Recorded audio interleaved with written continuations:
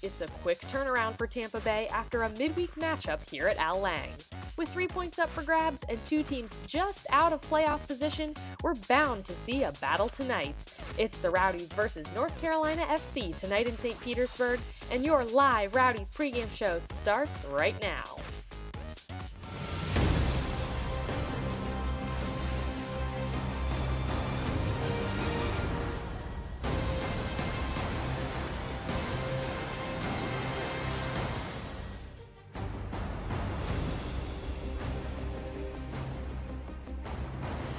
Hello everyone and welcome to your Rowdies pregame show live on This TV Tampa Bay. Heather Donnelly here with you on the concourse of Al Lang Stadium in downtown St. Pete, getting you ready for tonight's match as the Rowdies are set to host North Carolina FC. I'm joined here at the desk by Lyndon Blake, and we'll check in with play-by-play man Drew Felios and color commentator Eddie Rodriguez in just a little bit.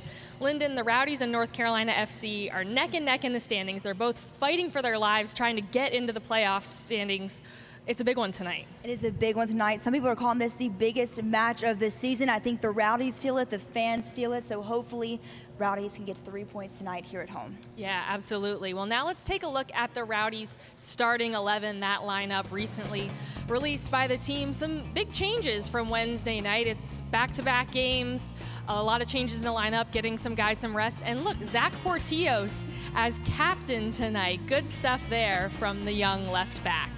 Now let's take a look at tonight's injury report. Great to see this list starting to shrink. Yes, it's finally winding down, and we hope it stays that way. David Najum, Kyle Karinga, and Lance Roseboom still all out. And like Heather just said, Zack Porteous is indeed off the list. Neil Collins says Zack was one of the team's biggest misses, and having him back on the back left side where he feels comfortable will give the Rowdies defense a big boost. Yes, absolutely. And it's just great to see him after coming back from so many injuries throughout his Rowdies career back in there tonight as captain. Well, let's get to some news and notes from this past week. Yeah, we'll get right to it first. Big USL news. The league announced a regular season expansion. Now the season will be 33 weeks in 2019, and the Rowdies vet Joe Cole is serving a one-game suspension for the yellow card from Wednesday's match. And this week, the Rowdies announced the signing of defender Tariq Murad. Murad started Wednesday's match against Charleston and played the full 90 minutes in his debut. He's an experienced USL player, spending the last 3 seasons with Louisville City FC. Yeah, Tariq joins the team as the newest defender. He's an LA boy, but it comes to the Rowdies from Egypt, where he was spending some time off. He won the 2017 USL Cup with Louisville City FC, and he's actually the club's all-time appearances leader with 88. Happy to have him here. Yes, definitely. Glad to have him in green and gold.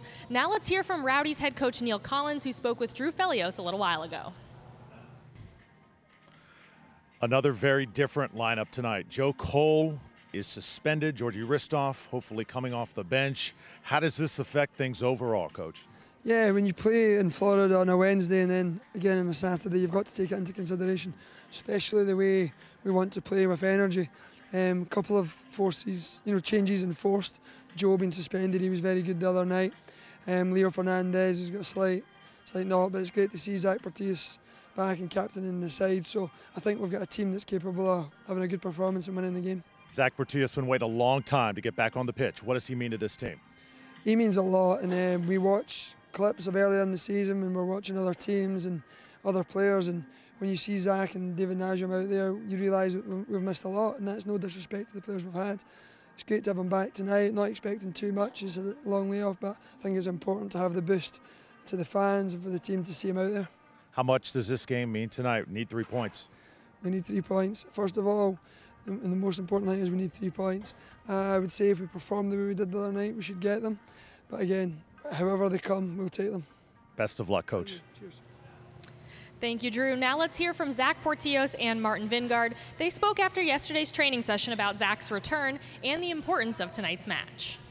I have good staff and good medical staff here that really helped me out and really get behind me and instill confidence in me. So they helped out a lot, and obviously your teammates, they always stay positive with me and kept me going and pushed me.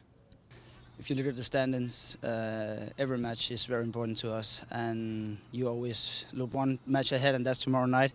and it's home, and we need 3 points, that's for sure. So it's a very important match to see if we can get on that winning streak. We played a lot of games since the first game, of course.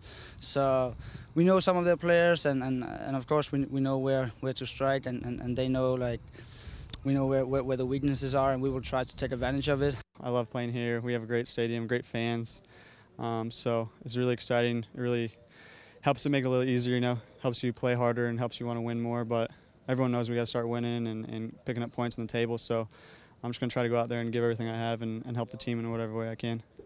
Well, Lyndon, you heard it there from Coach Collins, Zack, and Martin Vingard.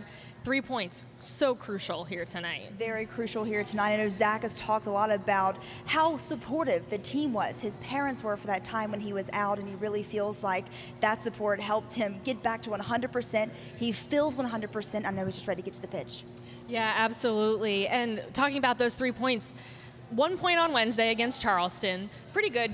A point's never a bad thing, but kind of getting to that point in the season where you've got to get 3, just 12 games left. Yeah, they had such a good match against Charleston possession-wise. They really controlled the game. They just couldn't find the back of the net. So I know tonight they want to kind of build off that performance with this new lineup and get a goal and eventually get 3 points. Yeah, absolutely. Well, the Rowdies were out on this field at Al Lang not too long ago, taking on Charleston here on Wednesday night. When we come back, we'll check out the highlights from that midweek match. Don't go anywhere.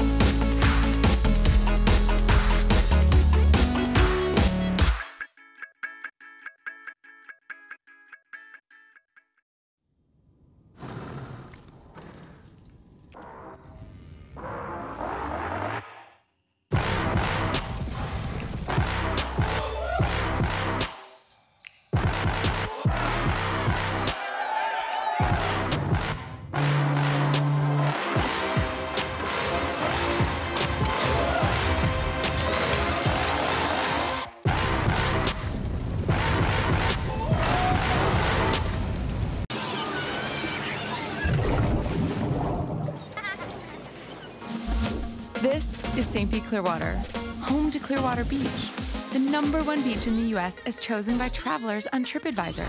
It's not just white sand and Gulf breezes. Beach is an attitude. It's the vibe of whatever brings you joy. Experience the American tropics on Florida's Gulf Coast. Visit stpclearwater.com. Love the beach.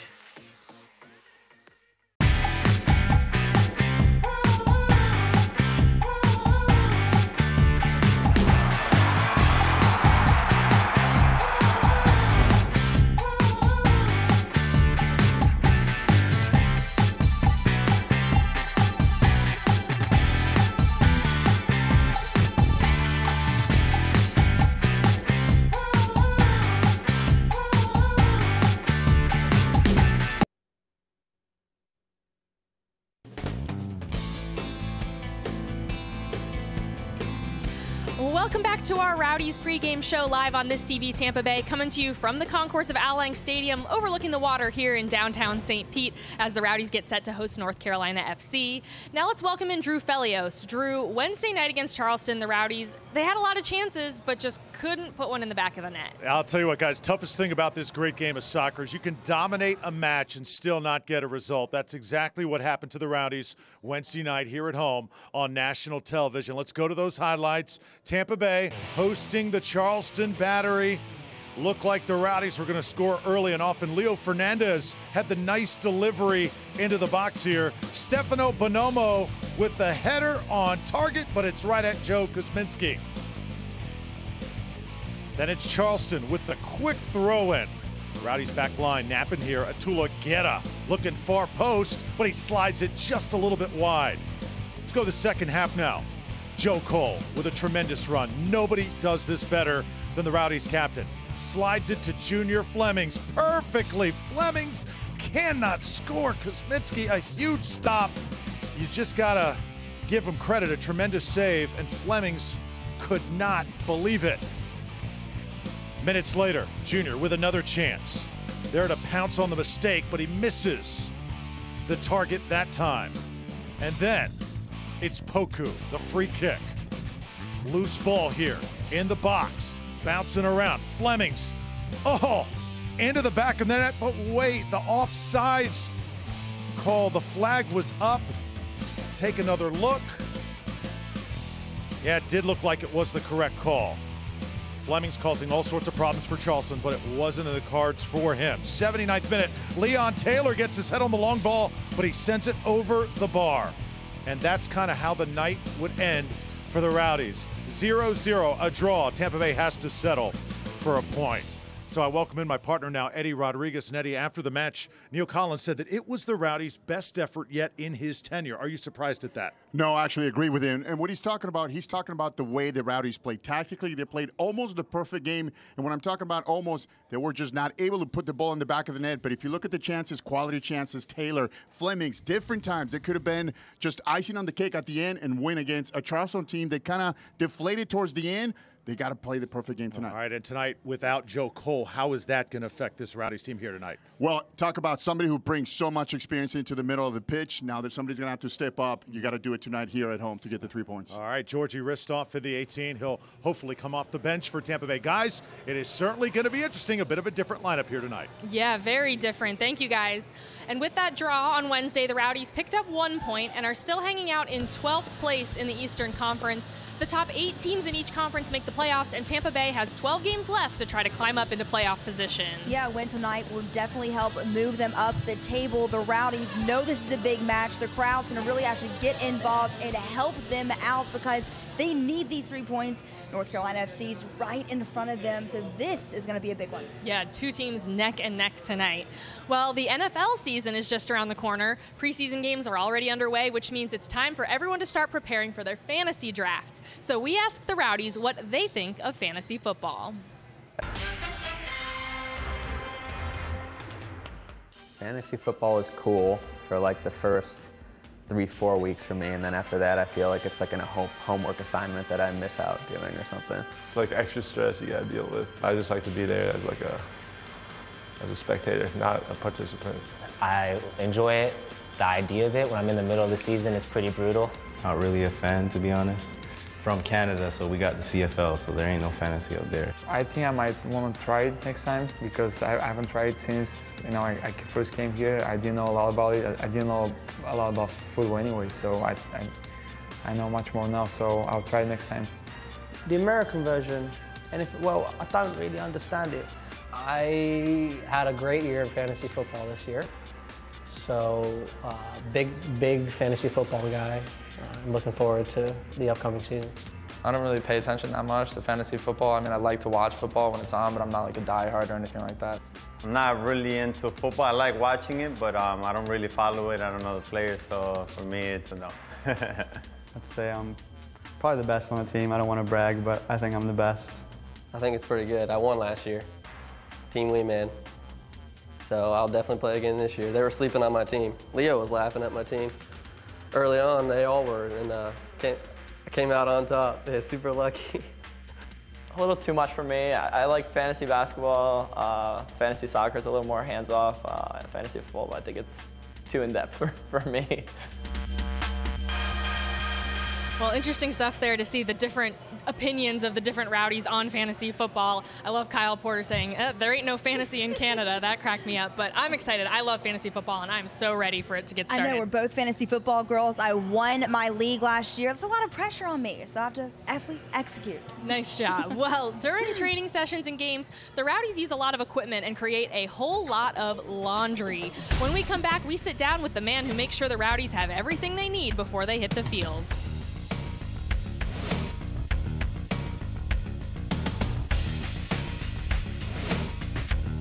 At Tropical Smoothie Cafe, we want you to eat better and feel better with smoothies made from better-for-you ingredients and food crafted with the bold flavors you love, like our Chipotle Chicken Club flatbread with grilled chicken, bacon, pepper jack, and Chipotle mayo, or our Island Green Smoothie with fresh kale and spinach, banana, mango, and pineapple. Life's too good to settle for anything less. Chipotle Chicken Club and Island Green Smoothie at Tropical Smoothie Cafe. Eat better, feel better. Florida Print Solutions is St. Petersburg's leader for the best quality, service, marketing, and printing solutions for your business, always with free pickup and delivery. At Florida Print Solutions, we stand for our community. Superior product quality, effective business solutions, and of course, we stand for printing. Make your next call to Florida Print Solutions and take your business image to the next level. Florida Print Solutions is an official sponsor of the Tampa Bay Rowdies. Jennifer Davis was the last person you'd expect to have a heart attack. But despite appearances, she had a spontaneous coronary artery dissection of the left anterior descending artery. But after being rushed to Baycare's St. Anthony's Hospital cath lab, doctors inserted 2 stents, which opened her artery. And thank heaven, this extremely rare attack was treated at an extremely rare hospital.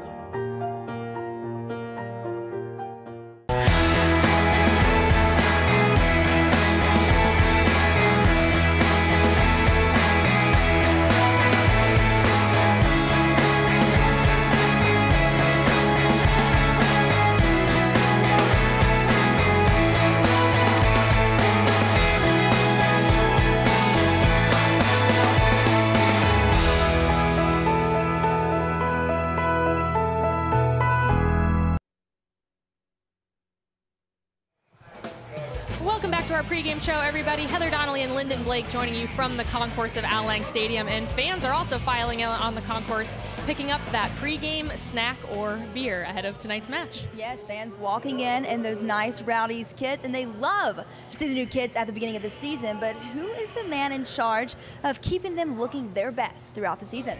Well, the equipment manager is a role that probably goes unnoticed by many fans, but the work that the kit man does behind the scenes is really important to the success of a team. From jerseys to boots to socks, Rowdies kit man Bentley Smith makes sure the players and coaches have all the gear they need to get the job done. We sat down with him to find out what a day in the life of a kit man is like.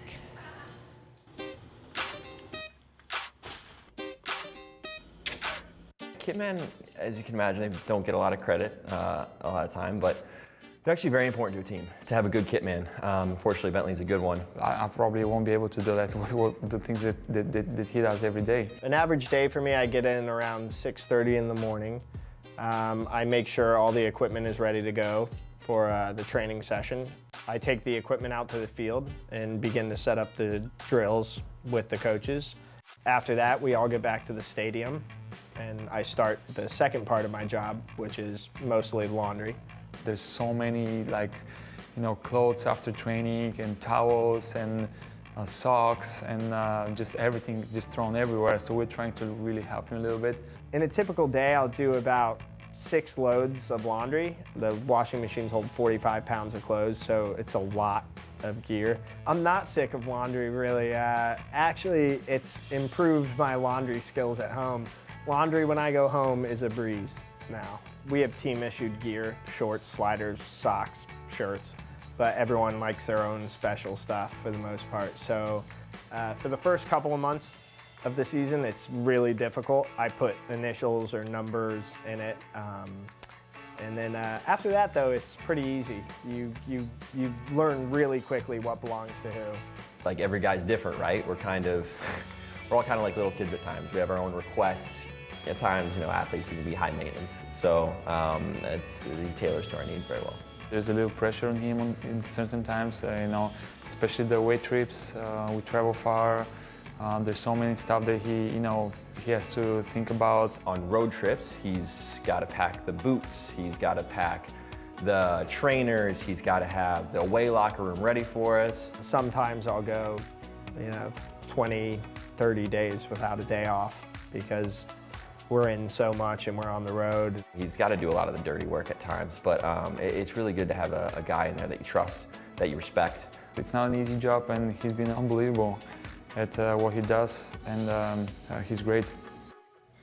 Yeah, Bentley does a great job for the team. So much gear to keep track of. I don't know how he does it, and all that laundry. I wish I had one of those industrial-sized laundry machines. That would make my life so much easier. I'll never complain about laundry again. And you know, you never see Bentley complain either. He's always walking around the office very chipper, always in a good mood. So good for him. Yep, good to see the people behind the scenes that help make the team successful. For more features like that, please visit the Rowdies social media. You can follow on Facebook, Twitter, Instagram, and Snapchat for all the features like that, the behind-the-scenes look that you might not get on game day, so be sure to give that a follow. Now I'll give a quick little weather update. It has been rainy all day, but now we're looking at 82 degrees, cloudy, a slight wind at 5 miles per hour. The rain chance, is down to about 20%, so good news there. Yes, after a big storm this morning, so glad that it cleared up, and it should be a nice night for a game. Well, kickoff is coming up quickly, so when we come back, we'll take a closer look at North Carolina FC and preview tonight's match. Stick around.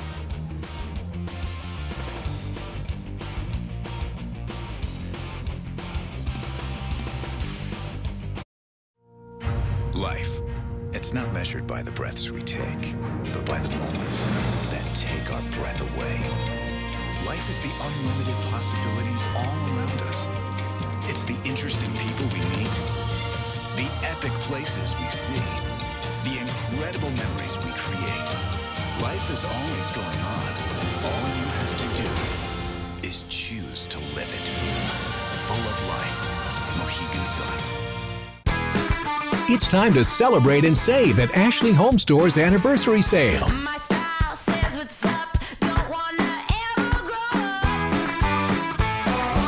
Save 35% on furniture and mattresses.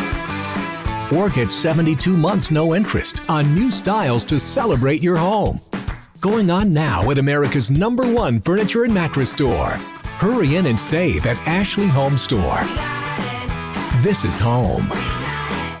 Florida Print Solutions is St. Petersburg's leader for the best quality, service, marketing, and printing solutions for your business. Always with free pickup and delivery. At Florida Print Solutions, we stand for our community. Superior product quality, effective business solutions, and of course, we stand for printing. Make your next call to Florida Print Solutions and take your business image to the next level. Florida Print Solutions is an official sponsor of the Tampa Bay Rowdies.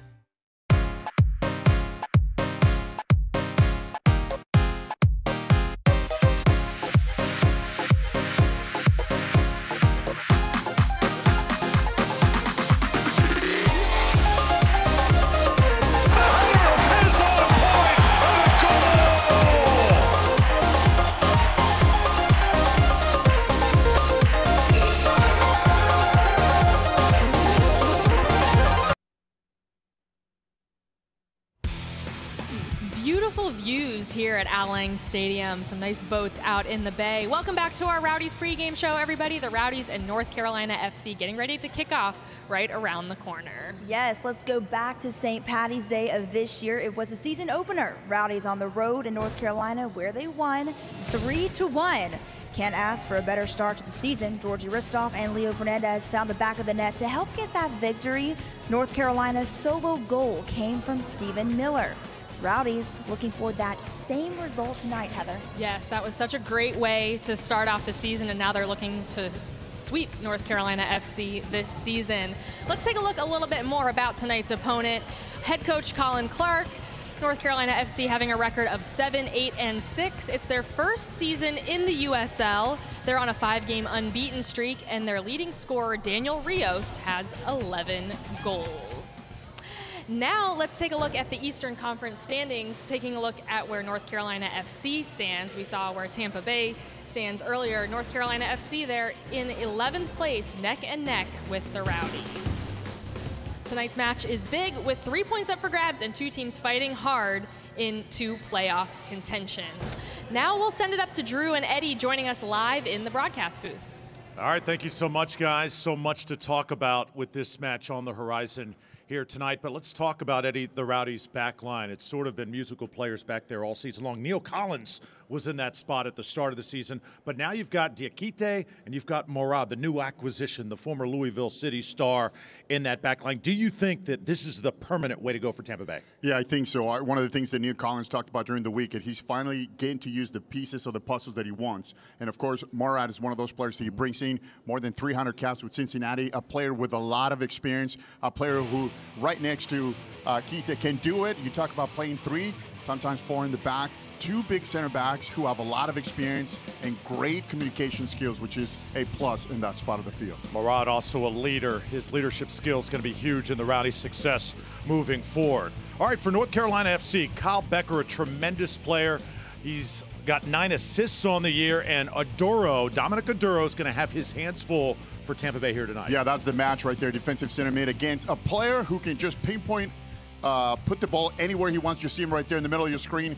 Great assist. He's got the ability to put the ball where he wants to, and he's got a lot. He's got 9 assists, one of the leaders in the USL so far. Every match is a big match. We say this night in and night out. But how important is tonight in getting 3 points as far as the Rowdies' postseason hopes are concerned? Yeah, Drew, I think tonight it's maybe not hitting the red button yet, but it's a do or die when it comes down to you got to win those 3 points at home, because every weekend, you go on the road. It's harder to get points on the road. So when you're at home, you got to start adding those points here to try to make it to the playoffs. Right now, Tampa Bay tied for 11th. You see 27 points into the postseason right now, 32 points by Indy, 11. So the Rowdies still very much in the race, but with so many home matches coming up and a lot of road matches coming up, wins are vital here at Al Lang Stadium, guys. We cannot stress that enough. Yes, they are, Drew.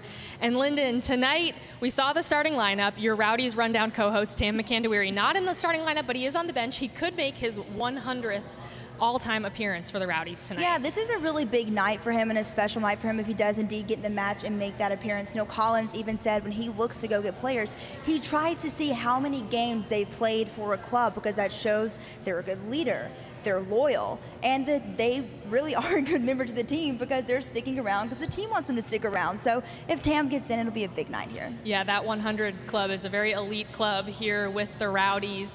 We saw the highlights from that game against North Carolina FC earlier on in the season. Big 3-1 win for the Rowdies, but tonight it's 2 very different teams playing. Almost half of the starting lineup tonight wasn't even on the roster at that first game. It is almost a completely brand new team for the Rowdies. We have to just build off that performance that we saw Wednesday against Charleston, where they did possess the ball a lot. There was a lot of chances there between Leon and Junior. So hopefully those guys will get going tonight and, like you said, make that sweep of North Carolina. Yep, and hopefully they send you off well. We have to wish farewell to Lyndon. She has a really great new opportunity in her home state of Alabama, so this will be her last game with us. Yes, I've enjoyed my time here. It's awesome. I've accepted a position as a sports director at the ABC station in Huntsville, but this has been the biggest blast. I've made so many friends. I fell in love with the game of soccer, so I couldn't ask for a better time here at the Rowdies. Well, it's been great having you, and we wish you the best of luck. Thank you. That wraps up our pregame show tonight. For Lyndon, Drew, Eddie, and our entire broadcast crew, I'm Heather Donnelly. Thanks for watching. Rowdies versus North Carolina FC is up next.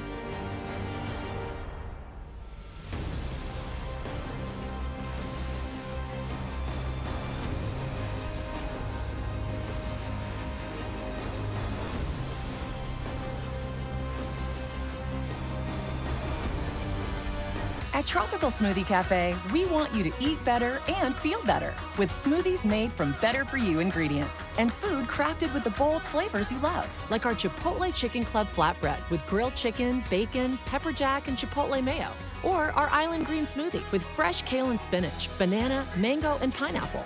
Life's too good to settle for anything less. Chipotle Chicken Club and Island Green Smoothie at Tropical Smoothie Cafe. Eat better, feel better.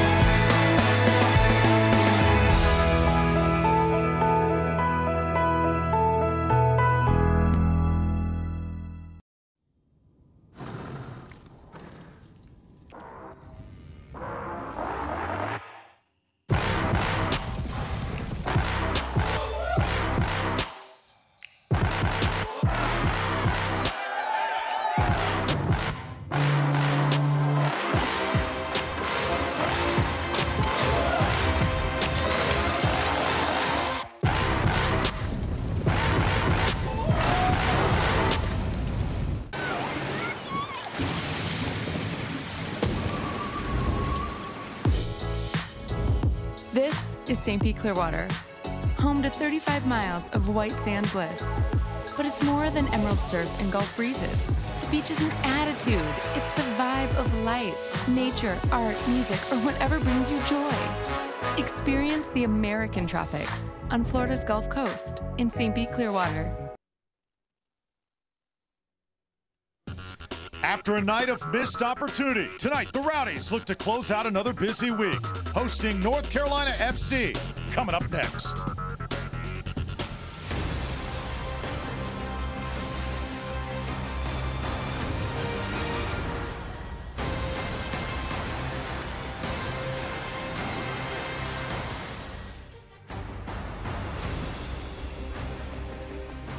Well, it's been a rainy Saturday here at Outlank Stadium, but tonight we're all clear for soccer as the Tampa Bay Rowdies host North Carolina FC.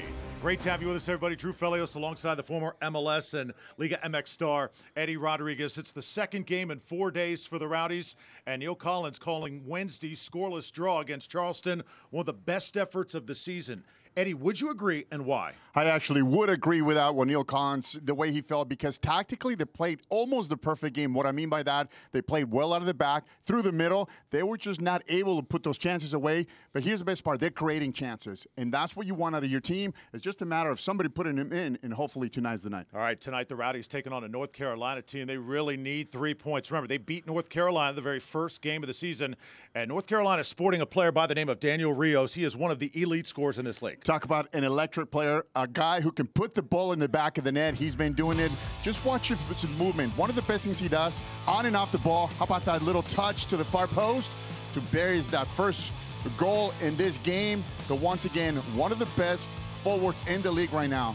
Now watch this shot to the far post. Joe's the keeper, makes a great save, but once again, you cannot leave him alone. And for the Rowdies, welcome back Zack Porteous. He should make a huge difference tonight. Absolutely. He's got that great left foot. He's going to be up and down on the left side. He's been one of the best players for the Rowdies. Of course, he got that injury, but he's eager to come back and, bring something going forward. A lot of crosses, a lot of chances for the Rowdies. Of all the players that have been injured for Tampa Bay, according to Neil Collins, Zack Porteous, they have missed the most. He is back tonight. Daniel Rios had a nice game against Tampa Bay in that first game back in March. But it's a completely new Rowdies team tonight as they take on North Carolina. Can't wait. Rowdies taking on North Carolina FC coming up next from Outlank Stadium.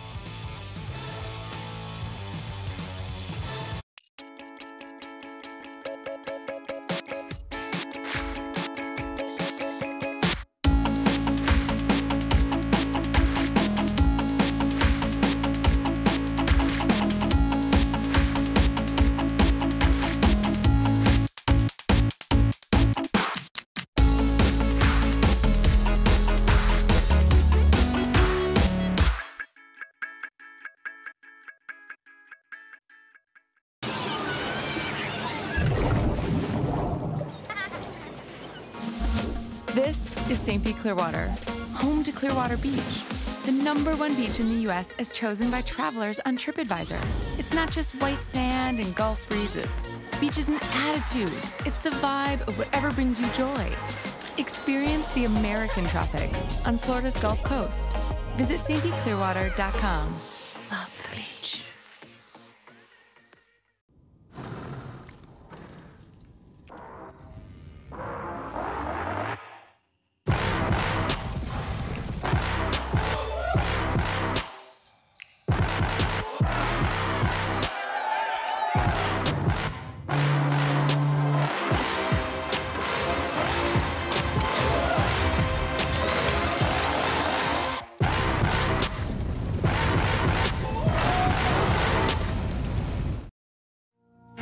Life, it's not measured by the breaths we take, but by the moments that take our breath away. Life is the unlimited possibilities all around us. It's the interesting people we meet, the epic places we see, the incredible memories we create. Life is always going on. All you have to do is choose to live it. Full of life. Mohegan Sun.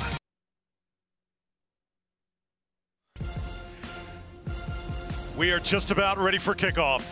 on what should be a magical night for soccer. Tampa Bay Rowdies hosting North Carolina FC. Let's take a look at our formations tonight, brought to you by Seminole Hard Rock Hotel and Casino. We've told you all about Daniel Rios, but keep an eye on number 10, Kyle Becker. He's the orchestrator. And Graham Smith, number 16, the former USF Bull. Alex Tambakis, really stingy in goal for North Carolina. And for Tampa Bay Rowdies, Cody Mizell, speaking of stingy, has been spectacular since coming back into the starting lineup. Zack Porteous, welcome back tonight. And Tariq Morad along that back line as well. Should continue to be a nice addition. Before we get started, let's send it down to the pitch at Heather Donnelly.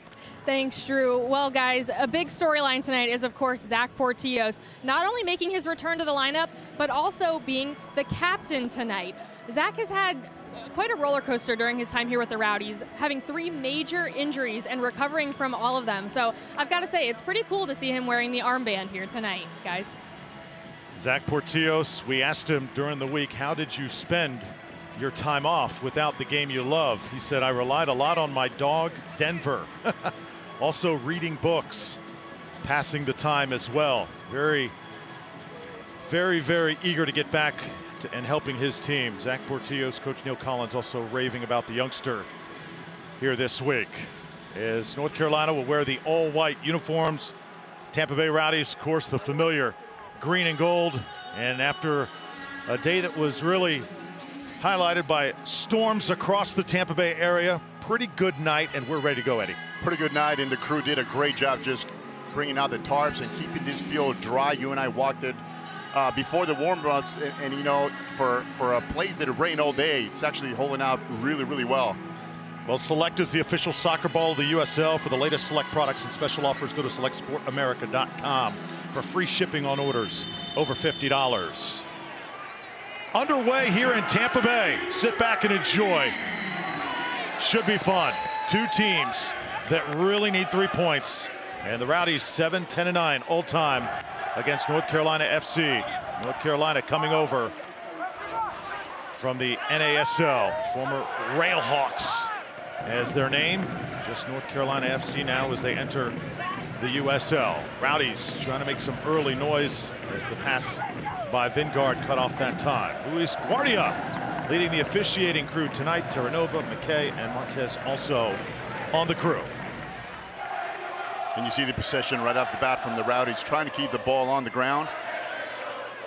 Don't forget, with the addition of now Zack Porteous, he's got the ability to go forward out of that left fullback, even though on paper playing 4 in the back, but you know he can go forward. And on the other side you have Hunter Gorski. You see him right here on the ball. 2 fullbacks who love to go forward, and that's the advantage of having 2 great center backs that are going to stay home regardless of who goes forward, trying to get more dynamic as they try to attack. Rowdies have conceded 31 goals on the season. They've scored 31 as well. Tonight, hoping it equals a barrage of goals on the Tampa Bay side. I think one of the biggest numbers from the other night, though, that Charleston match, Rowdies only spending about 15% in their defensive third. As Tampa Bay trying to get it down the pitch, and that's a great idea, trying to get Junior Flemings, the fastest player on the field, on the fly. And even better job by the Rowdies knocking the ball around. It all started from the Gorski in the right, and how about this great play? Poku playing the ball to Taylor just a little bit off, but that's what you want. You want to isolate Flemings with his speed. Taylor one-on-one with the last center backs or the fullbacks.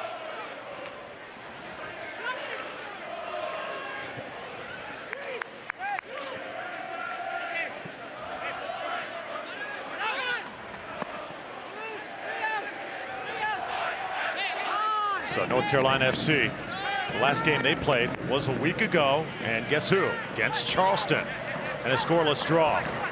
Sound familiar?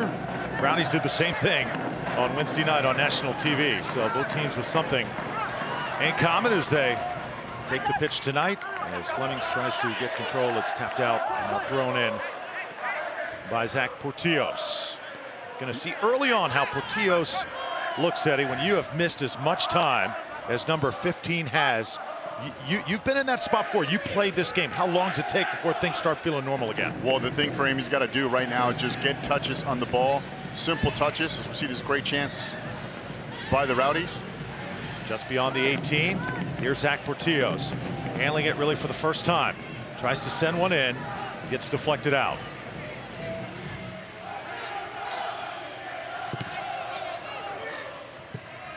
This ball shot hard and in the vicinity of Flemings, and Junior trying to get to it. We play on here in the 4th minute.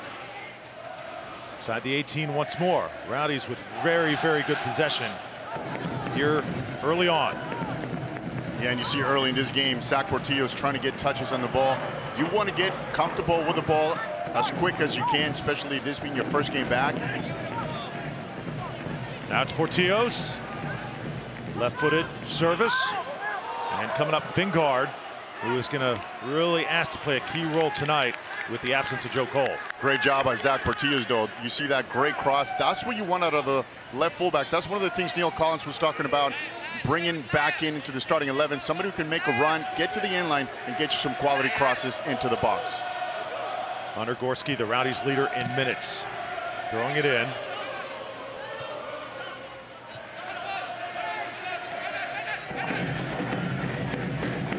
Gorski starts this run again. It's Poku, right side. Poku trying to send one in, and Tambakis there to pick it up. You saw Poku looking for Flemings. Not quite the delivery he was looking for, but it's a good idea though, because Fleming was wide open. Actually one-on-one with a center back in the box. Oh, it looked like he was kicked in the head right at midfield. It was Zack Porteous taking one. Scary play. Is Zack shaken up right now? Yeah, you saw Zack coming out of the back once again. Oh, he actually got the NCFC defender just make contact, and it's not a purpose contact, by the way.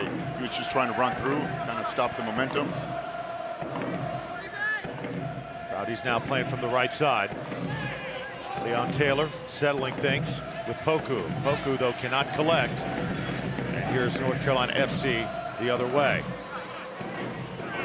North Carolina playing really good soccer as of late, coming off a 7-point match homestand. And now going down hard is Flemings. And we could have our first discipline is in the book early. In the 6th minute is going to be Connor Tobin. Absolutely, a yellow card. Tobin loses the ball, and watch, once he makes a bad contact right here, watch him, he lifts his feet, cleats up, and is that. Now, he doesn't make great contact, which is the reason why Taylor's not hurt. But that's definitely a yellow card. The fact that he lost the ball, it's actually Flemings, the player for the Rowdies, who's down. Well, catch MOR's new Summer of Fun lineup featuring Tampa Bay's favorite comedies. First, the Goldbergs and Modern Family flip-flop, with Modern Family going to 5 and 5:30, the Goldbergs to 6 and 6:30. Tim and Charlie switch things up with Last Man Standing moving to 8 and 8:30, while Anger Management goes to 9 and 9:30. It's all part of MOR's Summer of Fun. Couple Rowdies shaken up. Porteous and Flemings here early on. One yellow card comes out of it for North Carolina as we continue play here in the 7th minute. Now it's Morad. Very talented. He's impressed his teammates and his coaches thus far. And the officials all over this one as Vingard goes down. Yeah, Vingard doing a good job of selling it, though. There's definitely contact, but, you know, he finishes that and draws the foul. And these are dangerous situations for NCFC because you don't want to start giving up too many fouls right there, even though Vingard's played twice the ball back to Adoro. I'd like to see something more direct from there.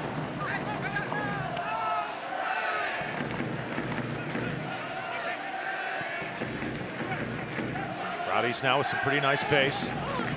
How well Tampa Bay is able to keep possession, huge.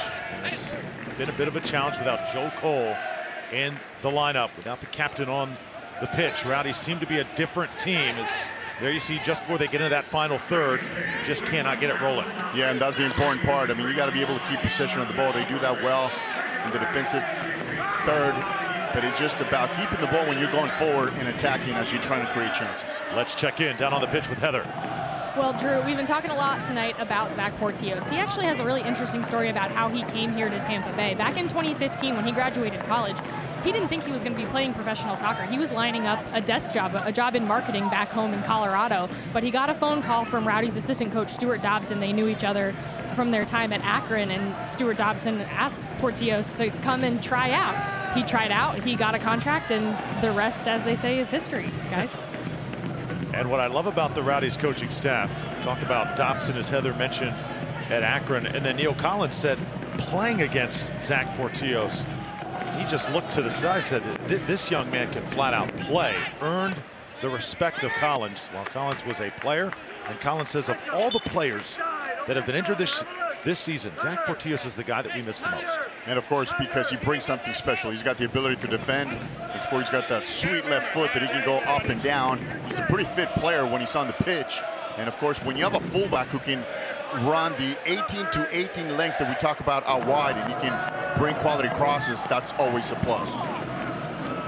Rowdies trying to send it down. It rolls off the touchline. Well, the USL's official Twitter feed keeps you up to date with news, live game updates, and highlights from around the league 24/7. Follow at USL on Twitter. 10th minute, still scoreless here in Tampa Bay. Drew Felios, Eddie Rodriguez, Heather Donnelly down on the pitch. You're watching Tampa Bay Rowdies soccer on This TV Tampa Bay.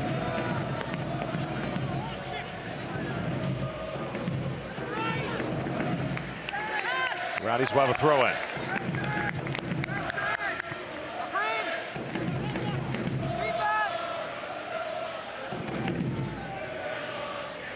Vingard trying to get airborne, unable to get ahead on it.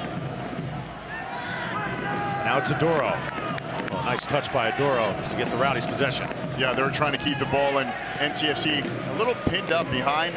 They're not too eager to come out of the back. They're playing a little more of a 4-5-1 system where they're only playing with one forward. So for them, it's about, they're happy just keeping the ball out of the back. They're playing away. They know they're playing in a really tough venue here with the Rowdies. So for them, they're just going to try to milk the time in the first 45 minutes of this half. Eddie, we've watched Poku perform early here in his Rowdies career. Has not gotten in the scoring column yet for Tampa Bay. Yeah, do you think that is just bound to happen? It's just a matter of time. I saw him score a bunch of goals last year. He's definitely a player who brings so much. He's got the size, he's got the strength. I think with him, a lot of the times, Drew, you got to get the first one in, and after that, the goal just kind of trickles. It's the life of a forward. Diakite sends it back to Cody Mizell. No shots on goal yet by either team. Junior Flemings. Flemings switches the point of attack. Rowdies now work from the right side. Send it in to the 18. And again, struggling to get into that final third. And you saw that little dummy by Poku, though. That's what it brings to the table. Somebody with so much experience, rather than try to turn when there's no space, he just lets the ball go. He was actually trying to get the ball on the other end.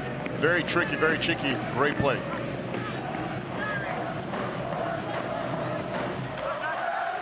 This is probably the fastest pace, though, that we've seen the Rowdies work here so far this season. As Leon Taylor gets inside the 18. Ball was poked away, and this should be the first Rowdies corner kick of the match as Taylor gets the start tonight. And this Rowdies corner. Great ball by Porteous. And you see how Taylor's trying to lead the ball for Flemings. Doesn't quite pull the ball back, but it's a good idea, though, because Fleming was making a run underneath, and he would have been wide open right around the 18. As we see Poku here for the corner kicks. Rowdies corner kicks tonight brought to you by Ashley Home Store. Diakite, physical presence for Tampa Bay. The crowd gets into it. Pretty good ball. Diakite got airborne. Taylor right there. Can't get a foot on it. And it's sent out of bounds once again. And I believe that was Diakite colliding that time with Marcel Kenziora. Yeah, you got to be careful with that because he's reaching out, and there you go. He gets the first yellow for the Rowdies. Diakite stuck his leg out. Just as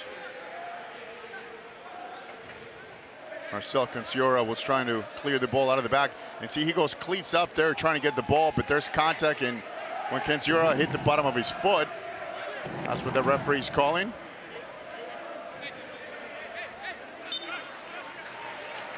Well, we invite you to watch highlights from every game of the 2018 season and stay up to date with news from across the USL at the league's official Facebook page, facebook.com/USL Soccer. This thing's starting to get mighty physical once again. Diakite right there, the official having a talking to him, and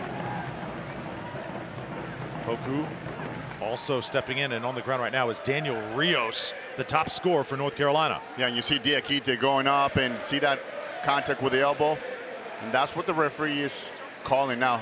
Watch, only 2 to 3 yards away from where everything happened, so we saw the contact. Now there's, you know, not huge contact trying to hurt someone, but there's definitely contact from behind. You see Rios touching the back of his head, and that's why the referee gave him a yellow. Now, don't forget about the importance of Becker here. Somebody who's got 9 assists in the year for NCFC.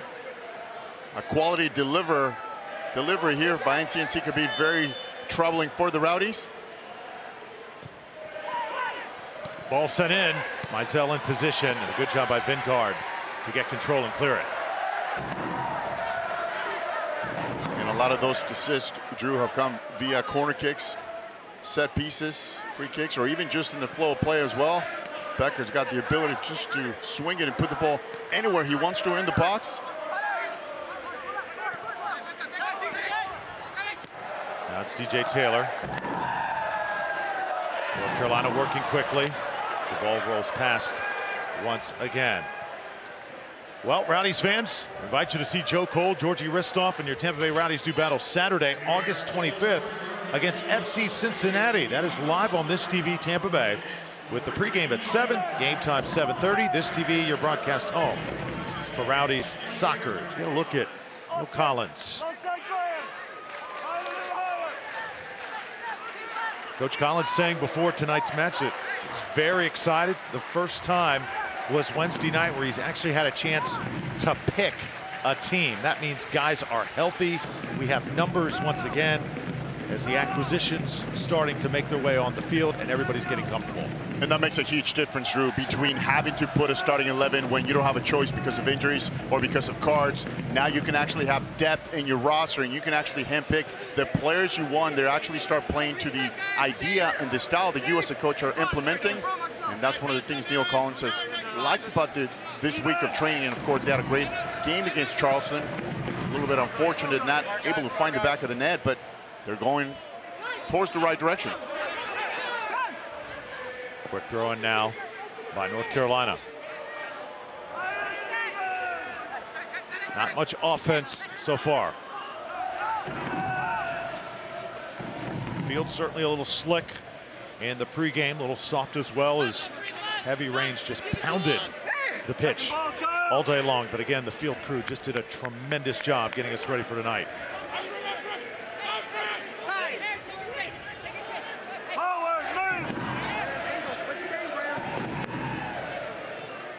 North Carolina, nice possession, pretty good pace. Rowdies with Mizell chasing it down just inside the 18. Yeah, as you mentioned, Drew, NCFC just sitting back a little bit. Not much going forward, not a lot of chances. And of course, you haven't really seen him try to connect with their forward, Rios on top, the most dangerous player. They got to be successful. They got to look for Daniel Rios. Al Stadium tonight, the place for Tampa Bay Rowdies and North Carolina FC. Drew Felios, Eddie Rodriguez, Heather Donnelly down on the pitch, and our fabulous crew. We're watching Rowdies soccer on This TV Tampa Bay. Rowdies have had a roller coaster season, but still in contention for a playoff spot. 3 points, though, vital here tonight. Tampa Bay with only 1 win in their last 6 matches. Now Also like to welcome our viewers on ESPN Plus here tonight. North Carolina, DJ Taylor, so important in their attack, one of their academy players. He's come up slowly through the system, and here he is. Sends it right, North Carolina. Nice high ball. Mizell getting airborne. Cody Mizell coming off his 4th clean sheet. He has got some guts. Yeah, one of the things he does so well, he owns that box. He's got the ability to come out and catch the ball at their highest point.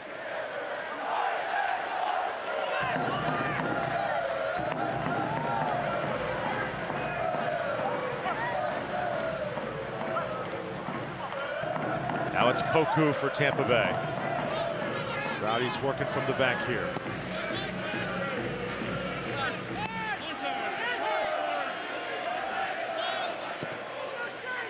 Keep in mind, Georgi Ristoff, all-time leading scorer in Rowdies history. On the bench to start tonight. First shot, and there's Mizell easily taking it off the bounce. Yeah, finally NCFC puts a couple of passes together, a shot from outside range, courtesy of Stephen Miller. It's from about 35 out, but look at Cody Mizell, just cool, calm, and collect in the back of the net for the Rowdies. And he's going to let you take those shots all day long, Drew. He's going to have plenty of time to see the ball, let it get to him, and make a good decision on it.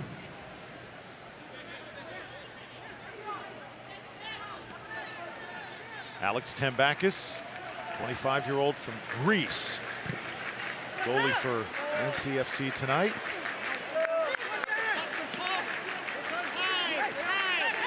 North Carolina and Tampa Bay come into this match with identical positioning in the USL East.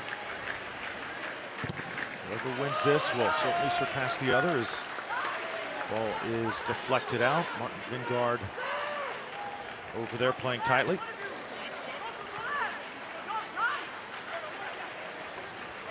Now Aaron Guillen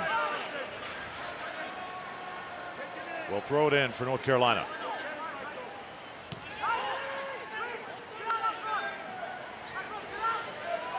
Not much offense thus far from the Rowdies.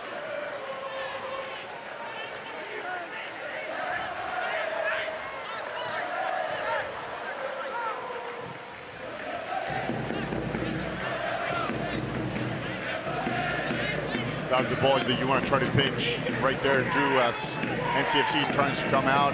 Rowdies can steal one of those, and you have Taylor on top and Flemings for a counterattack. Ball skates out again, and Tampa Bay will throw it in on the near side with Zack Porteous.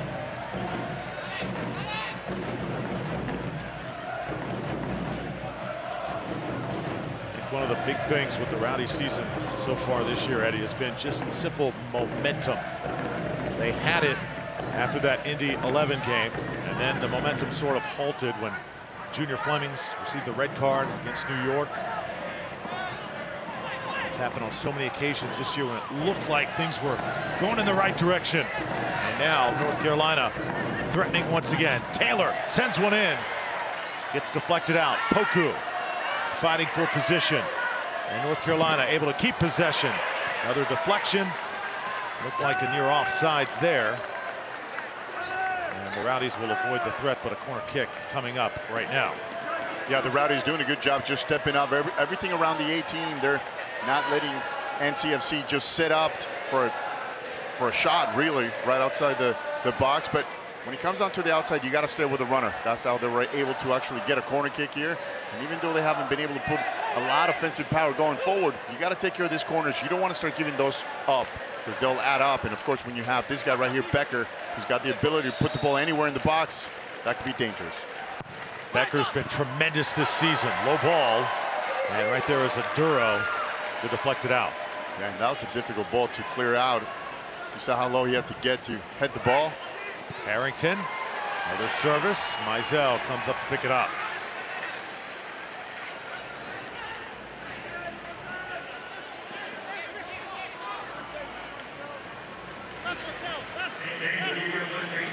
Now it's Poku with Hunter Gorski.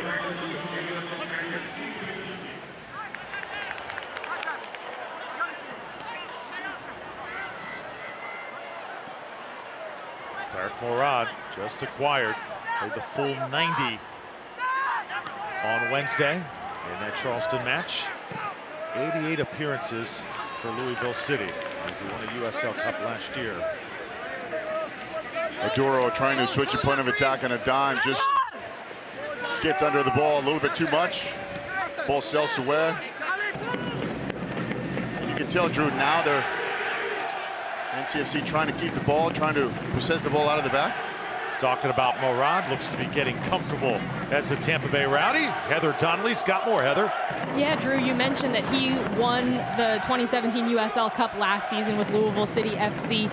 He joins 3 other Rowdies as players who have won that championship. David Najm, Stefano Bonomo, and Junior Flemings won it the year before with New York Red Bulls too. So when you've got guys on your roster who have won that championship, you think it makes the team extra hungry. They know what it's like to lift that cup, and they want to make the playoffs so they can have that opportunity this season, guys.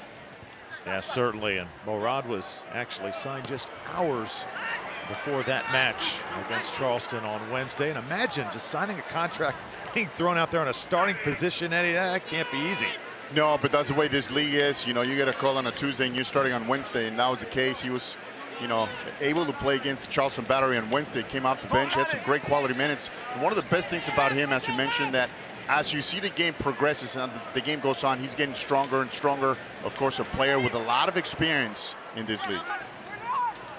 Morad trying to set up Taylor as it gets hammered back to Tambakis. Well, catch sizzling hot summer movies 24 hours a day on This TV Tampa Bay, Tampa Bay's first premier broadcast movie channel, featuring films from the world-famous MGM library, playing for you all day and all night.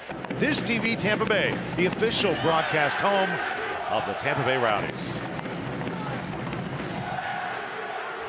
Scoreless here in downtown St. Pete, 25th minute. Rowdies beating North Carolina 3-1 in their opener back in March. Tonight, though, North Carolina feels going to be a different story. Here comes Junior Flemings, though. Flemings, left-footed shot. Tambakis on the ground. Looks like a rebound was there to be had for a moment, but Alex Tambakis able to snatch it up. Just great job by Flemings taking players on, and look how far he starts that run. Just from about 3/4 of the field, he turns. He takes 2 of the players on. He cuts the ball to the outside, which is not his predominant right foot. He takes a shot with his left foot. Not the strongest of shots, but great idea, though. Sometimes you got to keep those 2 center backs in check. And of course, Drew, we know he's got the ability to break that plane right there through the middle around the center backs. The first real threat the Rowdies have had tonight. Here in the 26th minute, Flemings making it happen.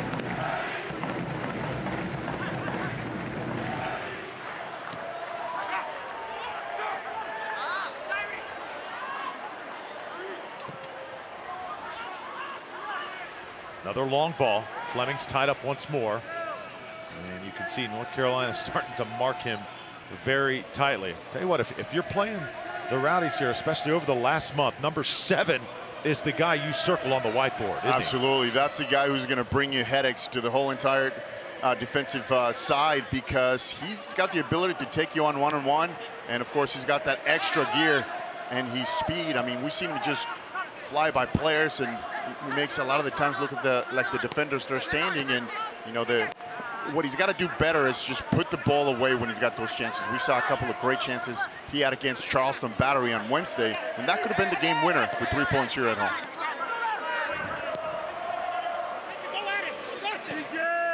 North Carolina with good possession here. Ball gets headed up. Mizell comes up to take care of it. Defense very organized for the Rowdies here at the start. Love it. Once again, Cody Mizell just coming out at the right time, just owning all that space in the box. Flemings again, right side, and the ball gets sent out. This should be a Rowdies corner kick. Rowdies corner kicks tonight brought to you by Ashley Home Store. Junior Flemings again making something happen. Yeah, once again, you saw that great ball into space to Junior Flemings. He kind of missed the step right there, but you saw how hard the defender came and just had to kick the ball and clear it for a corner kick because he is that fast, Drew. That if you don't stay with him, he's going to leave you hanging at any time. Temback is on guard. And the net for North Carolina. Here's Poku.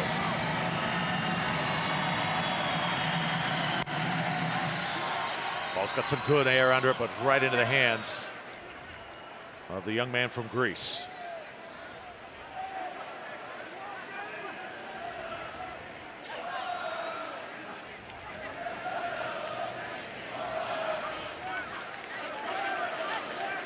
DJ Taylor, that right fullback for North Carolina, has been kind of quiet, and he's another player who loves to go forward and use that speed out of the back.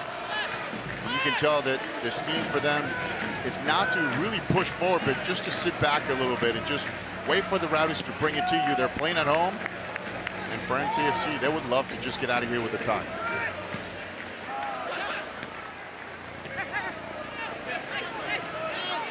North Carolina now. DJ Taylor. Taylor with exceptional speed. Miller tried to hit Taylor again. Porteous there to break it up. Yeah, Porteous did a great job just reading that ball. Well, a couple matchups yesterday. I want to keep you updated on Louisville City, a shootout with New York Red Bulls. That game was a highlight machine. Outstanding from start to finish. Nashville 2-0 over Ottawa. And then a game tonight going on right now, Charleston Battery and Atlanta 1-0 at the half.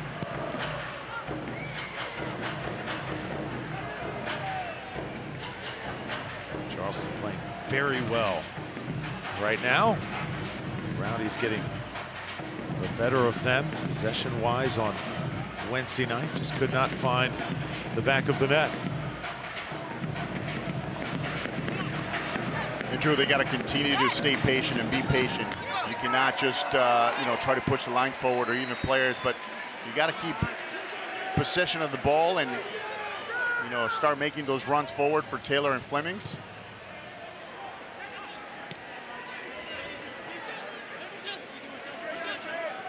North Carolina running once more. Nice pace again. Rowdies a little bit out of position. Vingard gets back quickly.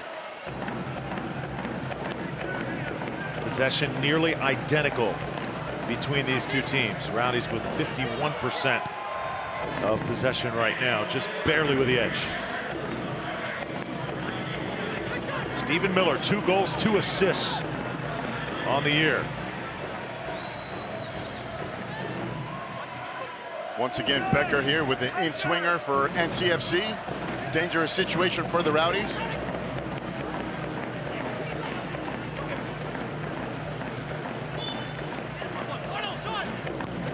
Gal Becker hits it low. Taylor.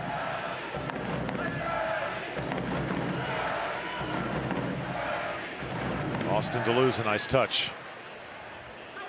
Rowdies scrambling just a bit. Gorski back quickly.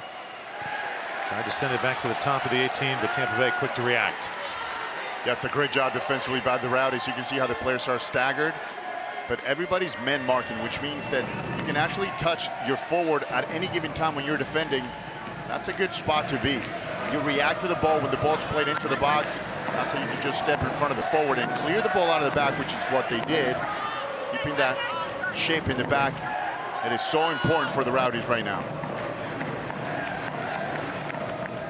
Nothing doing on that possession for North Carolina. Tampa Bay had everybody marked. Right now that back line looks pretty impressive.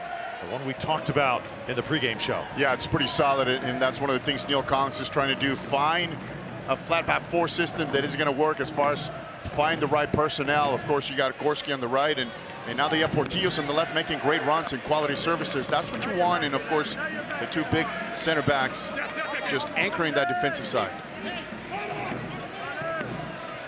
Rowdies now send it. A lot of space to work with for Zack Porteous. Zack, service, tries to send it in on the ground this time. Ball is there, and the shot just to the left. I believe that was Taku who got his right foot on it that time as he was going to the ground, and it was. Tremendous effort by Taku, though. But watch this delivery. He comes back. It's a hot volley right there. Hits one of the defenders, and just like that, the goalkeeper Tambakis looks at it, and it almost went into the back of the net. He had nothing to do with that. He couldn't have done anything. And just like that, the Rowdies on a corner kick again.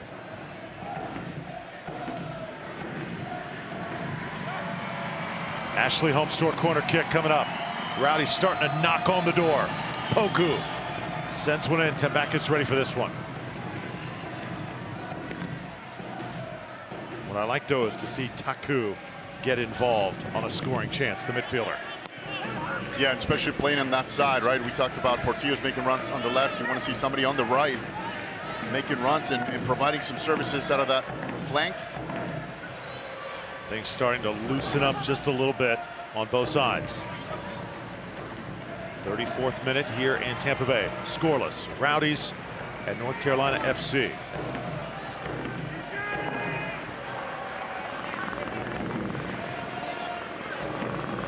Now Becker.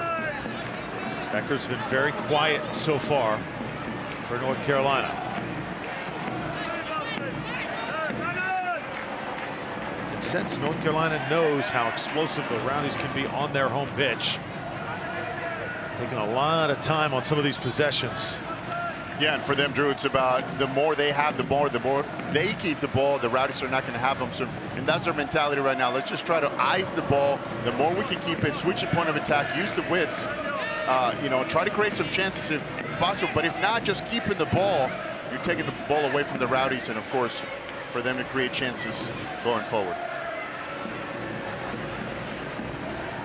No threat there. Mizell will pick it up and goal kick. Coming up for Tampa Bay. It was a good idea by Becker, though, trying to split the two center backs, play the ball right into that gap. Cody, myself, once again, just reading that play, comes out, lets the ball go out of bounds.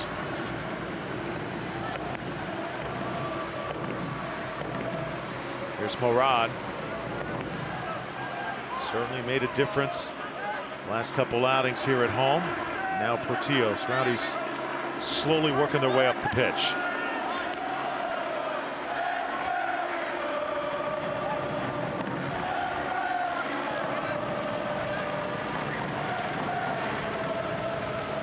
Diakite only played 4 games, but really feels like a regular for the Rowdies.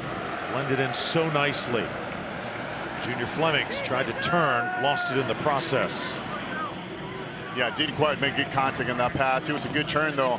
He spun his defender around. He tried to play the ball into Taylor. Didn't quite get enough.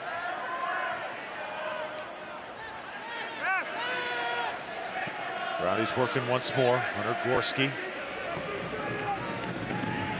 Good passing by the Rowdies as Poku lays it off. That one's inside the box. Oh, Taylor got inside the 6 with it.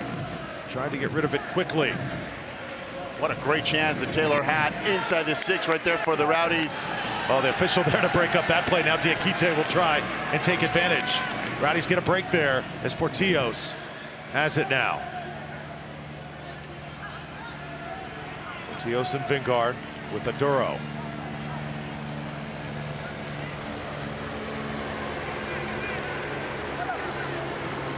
Vingard puts it in motion. Great ball by Vingard to the opposite side. Poku involved very much tonight as well. Rowdies being very patient here in the first half.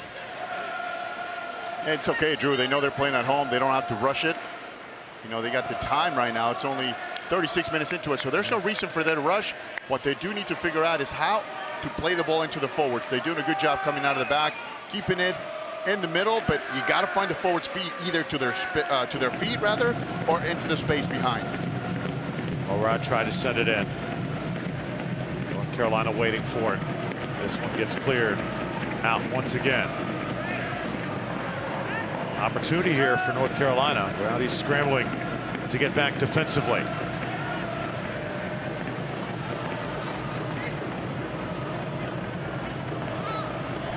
Nice touches. Tampa Bay on point. And Vingard there to break things up.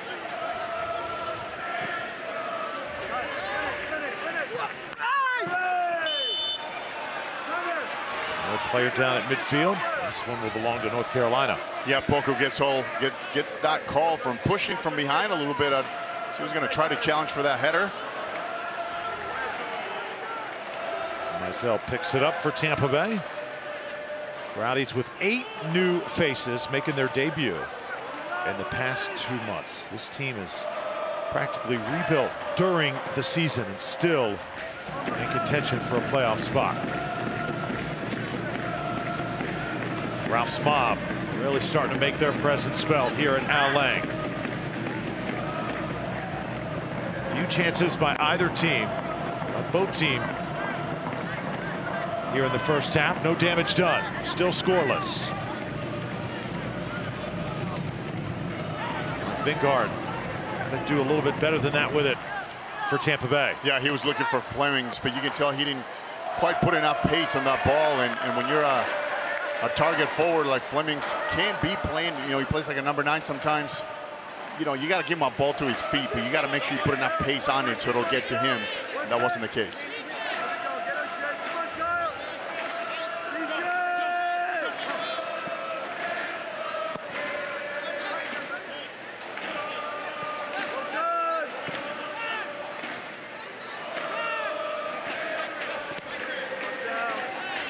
Duro challenged, loses it. Now North Carolina winning possession back. Duro taps it out. Should be a throw in for the visitors. True, it would be great for the Rowdies to try to push the lines a little bit in the next 5 minutes. You know, try to go into the locker room with a 1-0 lead, and that would really demoralize this NCFC team, who right now they can still play with you at 0-0. They got the time, they got the score. I'm telling you, they'll be happy to get out of here with this score right now. North Carolina riding their 5-match unbeaten streak heading into tonight. It's the 3rd longest right now in the Eastern Conference here in the USL. This team has just sort of hung in throughout the year. They had a rough start to the season, but have slowly found the touch. Got their first win against their sister franchise, Charlotte Independence, back on April 14th. Also wins over Penn FC, Atlanta United, Ottawa Fury, Richmond, Toronto, and Pittsburgh.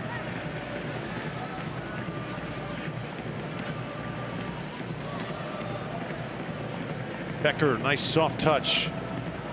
And North Carolina will possess here in the 41st minute. Again, though, the Rowdies led by Poku. Poku's so impressive when he has it at times. Flemings cannot reel it in. And you saw exactly what Poku did. He stole the ball right in the middle. That's when you want to start winning balls. Vanguard, Poku right there.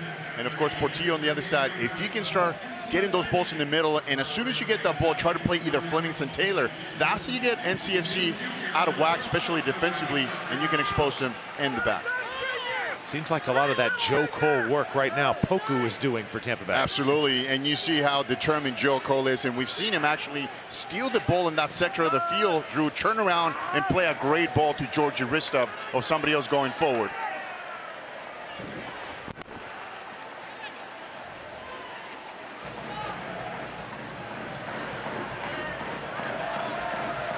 Morad to throw it in.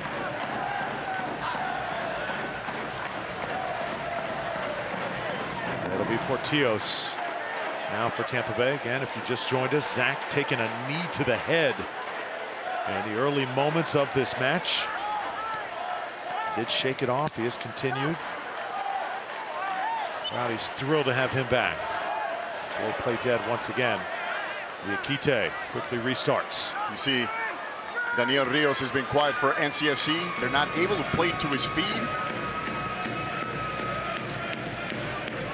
That's one of the best things that the Rowdies have done. Just keep possession and just neutralize that middle of the field. Give credit to Poku, though. He's doing all that defensive running around in the middle of the pitch. As the Rowdies start knocking the ball around, trying to find that gap, that space in between in the last 5 minutes of this first half. Now it's Morad. Give them a little room to work with. And Tariq Sends it right, and the flag goes up immediately. I mean, Gorski came back from an offside spot. He might have been on, but if he came from an offside spot, then as soon as he makes contact with the ball, and that's why the linesman waited till he made contact with the ball and lifted that flag. A lot of the times they call that over and back, coming back from an offside to an onside spot. And of course, Drew, as you know, the linesman's got the best view. He's got the whole entire line, flat back four for NCFC, so he's got a clear view of that offside. First offsides called tonight on the Rowdies. Here comes Junior Flemings. Flemings got Taylor next to him, Leon Taylor with Poku. Poku sends one over everybody as it goes over the goal. And will roll out of bounds. Yeah, Poku was looking for Vingar in the far post and just gets too much under the ball. Ball sails away on the far side. And once again, Drew, it's that little touch in the attacking third that is so elusive at this level. Poku's been doing a lot of running in this first 45 minutes. You can tell he knows he has got to up his game here tonight. And I tell you, it's difficult for a big guy like Poku to start chasing some of those smaller midfielders, and he's done a tremendous job. That's one of the reasons why Joe Cole does so well. The matchup's a little bit easier, but you see the size of Poku. 6'3", perhaps 210 pounds, and it's a lot of running. Taylor and a ball right for North Carolina. This is Rios. Rios gets taken care of, just eaten up by the Rowdies back line once again, and it was the newcomer, Morad, doing his thing. And that's one of the reasons why Neil Collins brought him in here. You saw the one-on-one against one of the best forwards and the USL right here. Watch this. Daniel Rios trying to do a little shake and bake, and Morad said, I don't think so. Not inside the 18, not in our box. That is how you play defense. Absolutely.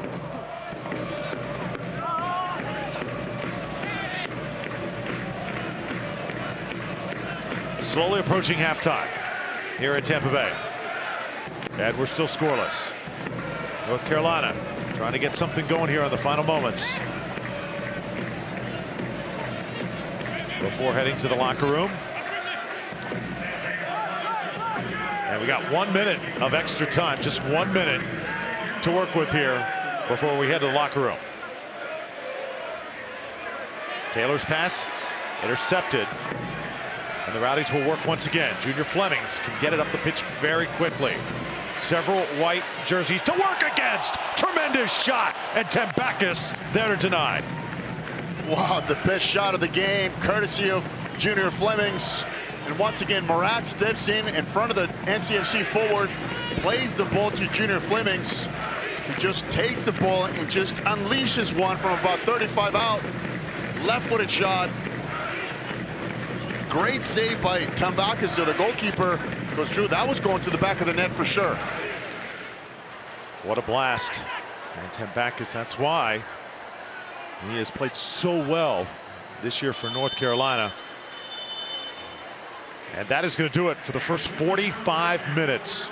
Both teams having their moments, but no score to show for as this different lineup for the Rowdies gets adjusted here in the first 45. Yeah, definitely something new for the Rowdies, especially out of the back. But I think Neil Collins is trying to find that chemistry to get going forward. Let's send it down to the pitch. And Heather. Thank you, Drew. Coach, after Wednesday's midweek matchup, you made quite a few changes in the lineup. What do you think of how this group has performed so far? Yeah, in general, we've performed very well. The big thing is put the ball in the back of the net. It's going to be a big second half. I think we've had a lot of first halves like this at our line where it's pretty tight. Hopefully we can take it home in the second half. Yeah, you talked prior to this game about the importance of getting 3 points here tonight. What adjustments do you need to make in order to make that happen? Bit more quality in the final third. A couple other adjustments that I'll speak to my coaching staff and then decide. Sounds good. Thanks, Coach. Guys. All right, thanks so much, Heather. Dominic Caduro and Poku doing their thing here in the first half. 0-0 your score. Halftime festivities coming up in just a moment from Al Lang.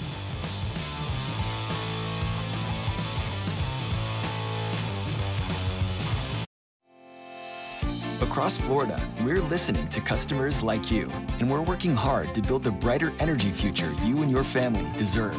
That's why we're making smart investments in the grid to improve reliability and prevent outages. To use more clean, renewable energy like solar.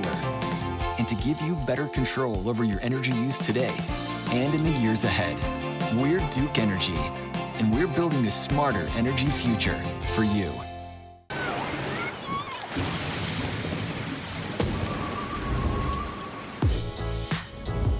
This is St. Pete Clearwater, home to 35 miles of white sand bliss. But it's more than emerald surf and Gulf breezes. The beach is an attitude. It's the vibe of life, nature, art, music, or whatever brings you joy. Experience the American tropics on Florida's Gulf Coast in St. Pete Clearwater. Love the beach. If you're new in town and working on your dreams and you don't know what you need, we got the perfect plan for you. My Blue, we are here for you, for you, for you. We're Florida Blue. Don't you worry now, 'cause you don't have to. Here we always say we got you. We are here for you. This is your home, Florida Blue.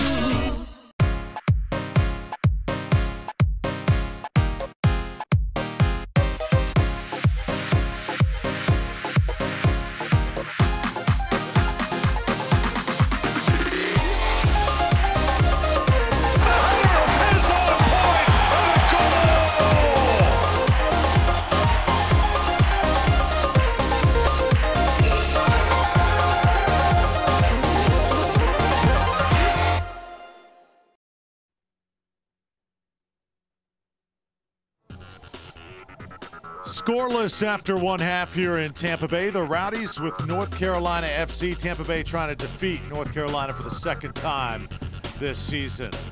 Hope you're enjoying it. Welcome back into the booth, everybody. Great to have you with us. Drew Felios with the former MLS and Liga MX star Eddie Rodriguez. So far, Tampa Bay playing well. Had some quality chances there at the end of the first half, just haven't stuck one in yet. Yeah, Drew, I think they're keeping their chances open. I think they're playing well out of the back.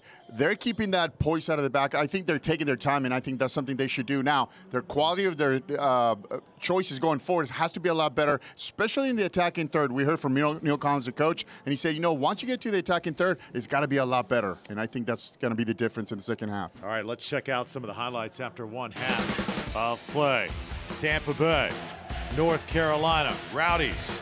Pretty nice run here. Poku done a great job in the first half trying to hit Junior Flemings on the fly. And you saw isolated Flemings one-on-one with a center back. He plays that through ball.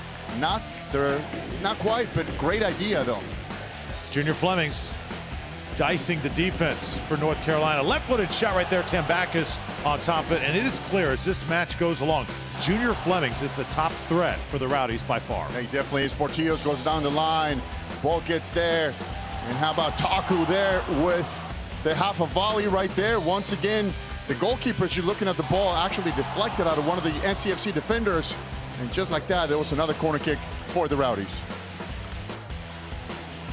Taku getting back up. Junior Flemings, watch this chance. Gets to the 18 and just lets one go.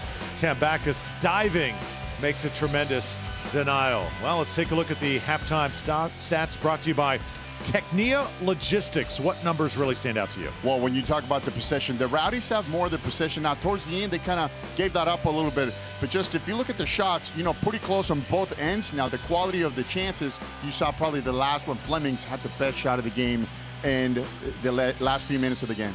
Fouls equal 4 on both sides for North Carolina and Tampa Bay, and only Diakite with a yellow card for the Rowdies after one half of play. Scoreless here in downtown St. Pete. More from halftime coming up in just a moment.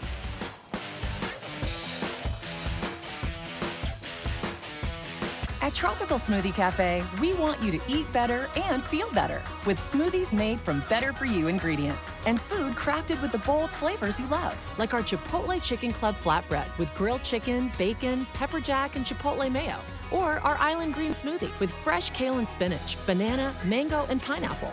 Life's too good to settle for anything less. Chipotle Chicken Club and Island Green Smoothie at Tropical Smoothie Cafe. Eat better, feel better. Florida Print Solutions is St. Petersburg's leader for the best quality, service, marketing, and printing solutions for your business. Always with free pickup and delivery. At Florida Print Solutions, we stand for our community. Superior product quality, effective business solutions, and of course, we stand for printing. Make your next call to Florida Print Solutions and take your business image to the next level. Florida Print Solutions is an official sponsor of the Tampa Bay Rowdies. In the Tampa Bay area, the weather can change in an instant. Especially during storm season, it pays to stay on top of it. That's what makes the free TVO weather app so indispensable. You can track approaching storms with animated radar that zooms to your location. And you can click on the Future Radar button to see where the weather is headed. Don't get caught in the rain. Download TVO Weather today. Go to tvo.com/weather to get started.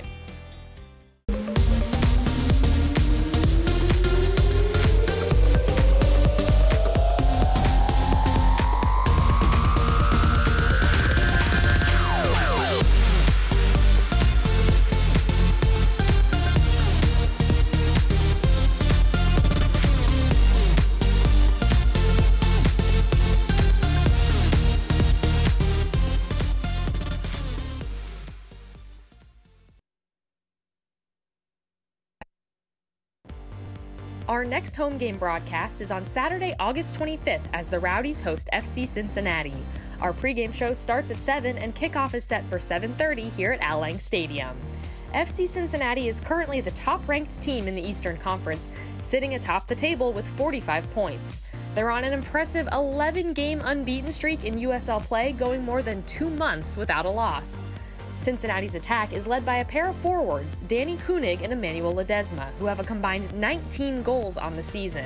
Ledesma has also added 10 assists. Be sure to tune into This TV Tampa Bay on Saturday, August 25th as the Rowdies host FC Cincinnati. Now, here's Drew Felios with USL News and Notes.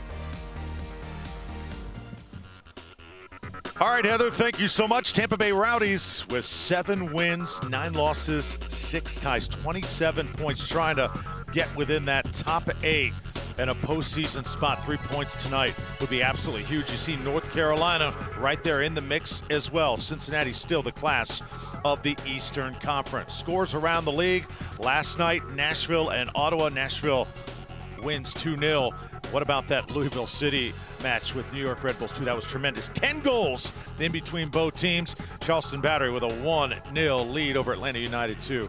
That game in the second half. All right, storylines from around the league. Real Monarchs, they still lead the USL with 47 points. FC Cincinnati leading the Eastern Conference with 45 of their own. Head coach is named in Austin and El Paso as teams preparing for 2019 their USL debuts. And the Golden Boot watch, Enevoldson from Orange County FC, Guetta from Charleston Battery as well. And don't forget about Daniel Rios with his 11 goals for North Carolina FC. And it was another breathtaking week from around the USL.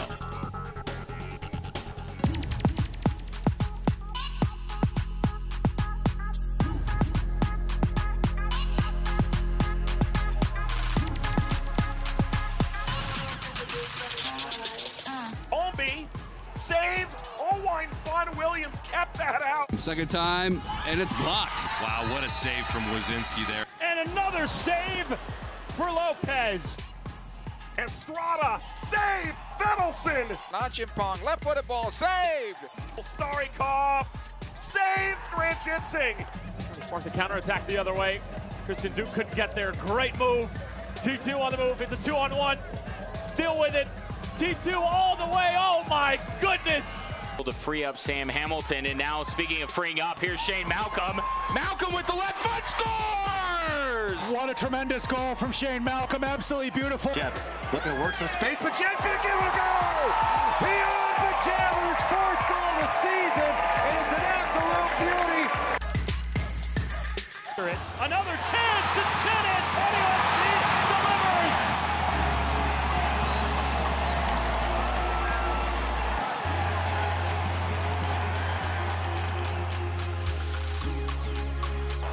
Ledesma will send it across. Adi on the header, and Pickens makes the save. And again, it's a teasing ball towards the back post, and Ferrigno somehow, some way, tips it over the bar. Troyer! Oh, what a spectacular save by McGuire. Mohamed, no. Oh, Danny Lynn, great save. 5 players edge of the Tampa Bay penalty area, and oh, what a goal. And it's Nana Adekora. Pushing upfield, to the top by Venegas, and it's in for Indy. McInerney on the doorstep. Well played into the box for Asante, knocks it down, and it's in the net. Burt crosses this one, far side for Usl, into the back of the net. Nice little touch. To Francois, drives there it is. It's onside of the house. Have the lead. Not down, Illich stabs it back, Davis.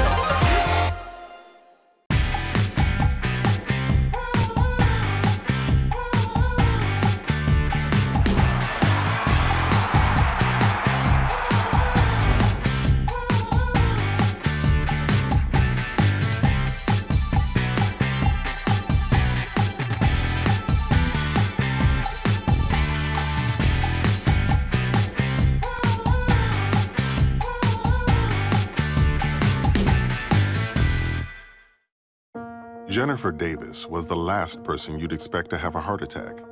But despite appearances, she had a spontaneous coronary artery dissection of the left anterior descending artery. But after being rushed to Becker's St. Anthony's Hospital cath lab, doctors inserted 2 stents, which opened her artery. And thank heaven, this extremely rare attack was treated at an extremely rare hospital. This is the Morgan Report. I'm Brett Morgan. This guy's the outlaw Kevin Kiermaier. Looks like things are heating up in the Bay. Oh yeah, nothing like the friendly competition between 2 dealerships. Right, John? That's right, Brett. At Sun Toyota and Brandon Honda, buy with 0 down, get a nationwide lifetime warranty, and a $5,000 Advantage Club card. Right, Zeus? This show literally has gone to the dogs. Clever. When you make it Morgan, we make it happen.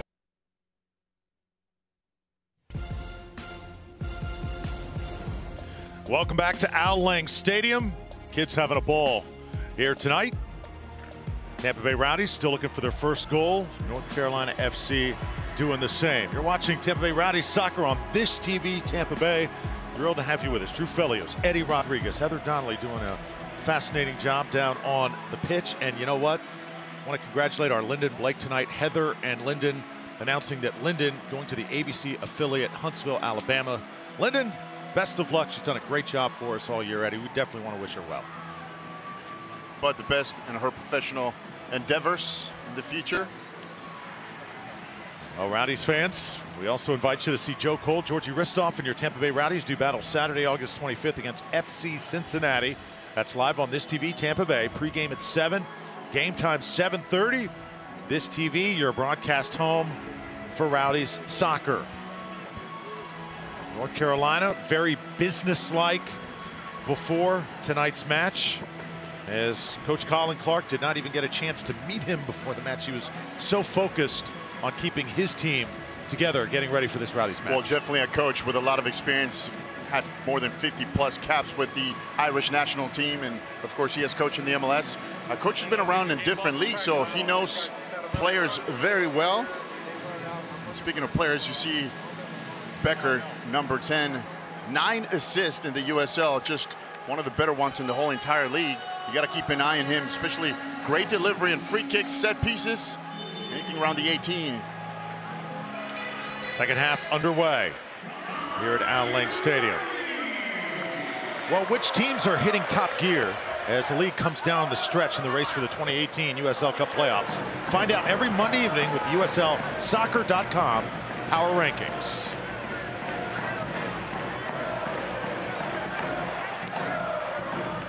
Kyle Becker a little quiet for North Carolina in the first half. North Carolina needs to establish a little bit more of a threat. And I expect things to open up a lot more here in the second 45. Yeah, in the second half, you know, let's not forget, Drew, every team that gets to this venue, they kind of struggle, especially in the last 20, 25 minutes. Once, you know, today's been a kind of a different situation because of the rain this morning, but most of the team kind of in the second half, because of the humidity and the heat, kind of tend to slow down a little bit. That's when the Rowdies have to go forward, create some chances, and try to put them away in the second half. Zack Porteous now operating away from us on the far side. This is Morad, who's played well tonight. Now Porteous trying to catch up to it. Taylor with an opening, the ball touched, far post, who's there? Finally Tampa Bay getting a touch on it as it was Taku able to gather it in. Now Poku. And that's exactly what Zack Porteous brings to the table, Drew. You asked before the game, you saw that great cross to the far post, and just like that, the Rowdies almost get the first one in the back of the net.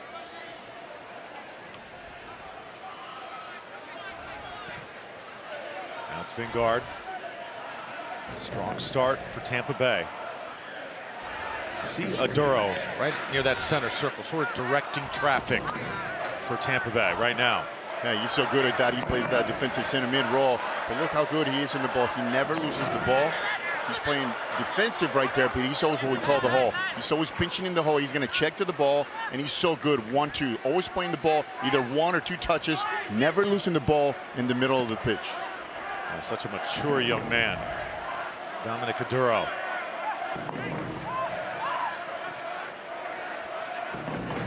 Graham Smith, former USF Bull, starting this run for North Carolina. Now the visitors, who had the possession edge after the first half of play, trying to just slow things down here as they have all night long.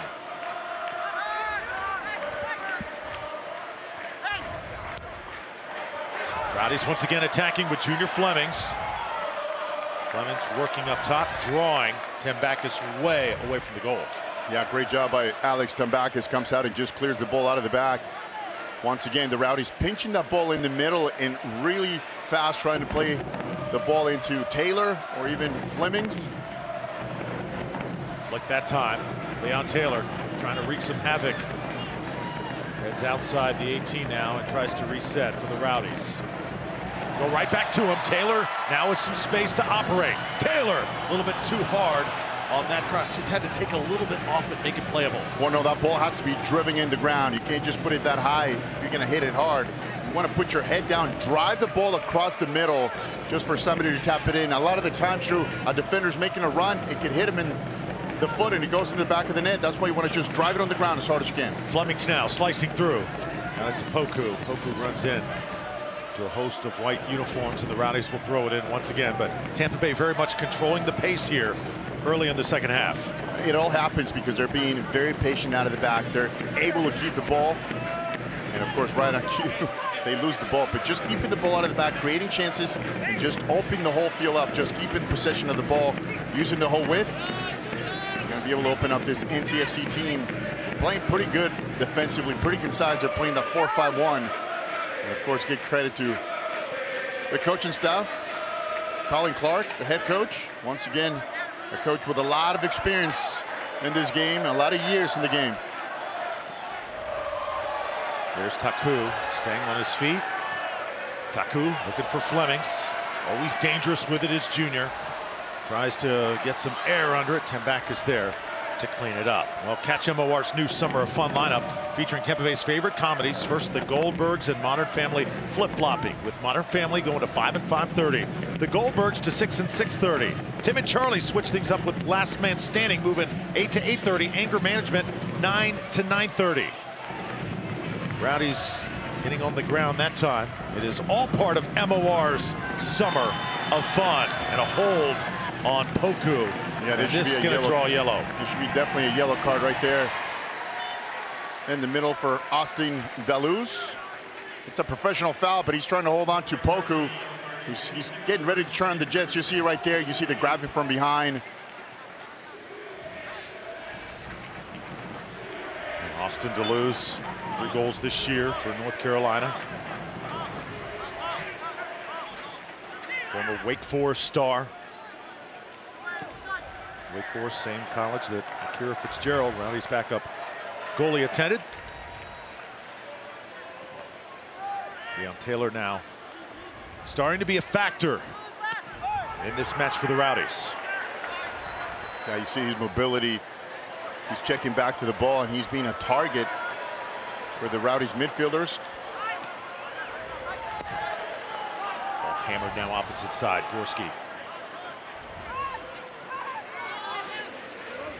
North Carolina has not had a good possession so far in this first half. Again, it's Morad. You slowly see the Rowdies starting to take control of this match.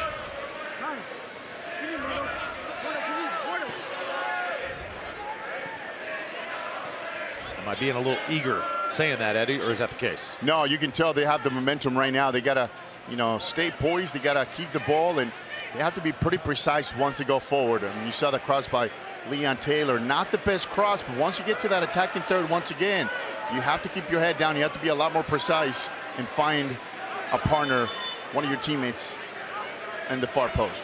Well, do you want to win tickets to a USL game of your choice? Show off how well you know the league every Tuesday morning in the USLsoccer.com Pick'em contest to have the chance to be a winner.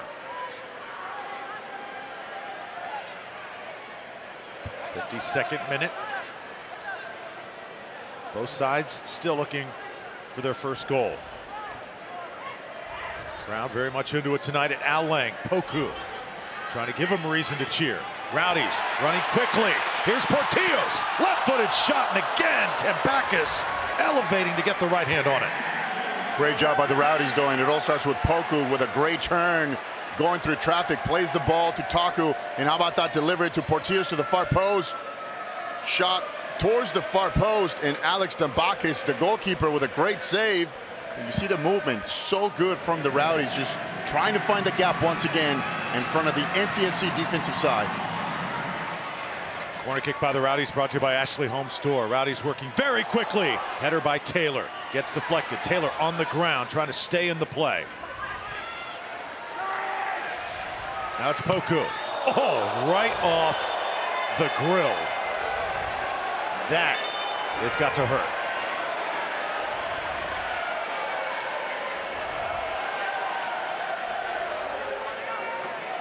You see Poku trying to play the ball to the far post, and talk about sacrificing your body right there. And that is the former USF star Graham Smith making sort of a homecoming tonight to downtown St. Pete, and certainly not the welcome back that he was anticipating.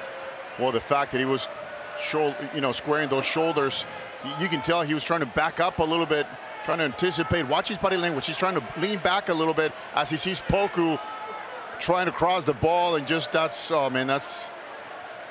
definitely a boxing punch right there. You can tell even Poku right away went to his aid. And what you worried about here is a concussion as well, as you see the trainer signaling for a substitution towards the bench.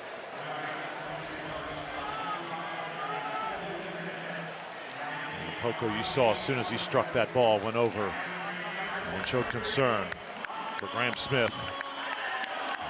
No ill intentions there. Poku is going to come out. His night will be through, and here comes Nano. Michael Nanchoff, midfielder out of North Royalton, Ohio. 1 goal on the year. Always very good when it comes to pace, working quickly, making the right decisions for the Rowdies. Well, do you want to get key talking points from across the USL every week? Tune in to the Hat Trick with Kelsey Steele Monday evenings at the USL's Instagram account to stay in the know on what's around the league. Yeah, and as you mentioned, Nanchoff, he's a different player than Poku. Of course, Poku's got the size and the strength, and where Nanchoff is a little bit of a quicker player on the ground, but he's got the ability to get behind defenders as well. So we'll see as we see Smith actually going towards the middle. I think he's going to be subbed out as well. Yes, Piabo Douay is going to sub in for Graham Smith. So Nanchoff comes in for Poku, and Douay is going to enter for Smith. And our substitutes tonight brought to you by KPOC Marketing. KPOC Marketing, a proud sponsor of your Tampa Bay Rowdies. And there is Duai. 5'11", 180 pounds. Tremendous speed and skill on the pitch for North Carolina. So our first adjustments have been made, and we hope that Graham Smith is okay. He's somebody that we were really looking forward to playing, watching play tonight. Taylor getting near the box. Again, a little bit too strong. Porteous gathers. Zack Porteous on the ground. Tambakis will field it. And once again, great job by Taylor on that flick. He gets around the defender, though, but the cross, it has to be on the ground. Once again, Taylor gets under the ball and plays the ball over the top in the middle of the 18 for NCFC. It's a great little flick, though, how he got through that defender. North Carolina service one in. Larry just checked in. Duai getting physical as Guillen wound up with it. And this one will roll across the end line.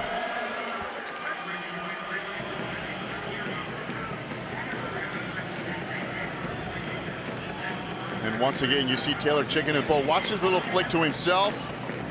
He gets around the defender. And just like that, look at the wide open net at the first post. Actually, Flemings is wide open in the far post. All he's got to do is play the ball on the ground, and it would have been a tap-in far post.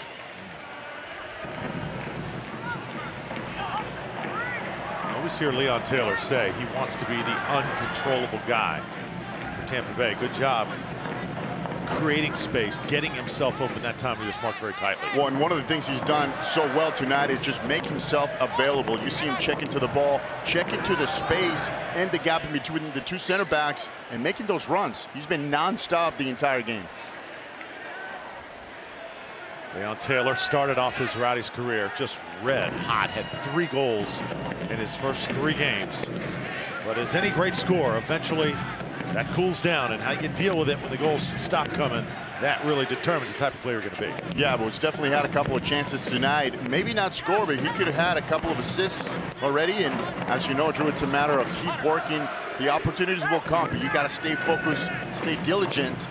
There's plenty of space tonight behind those center backs from NCFC.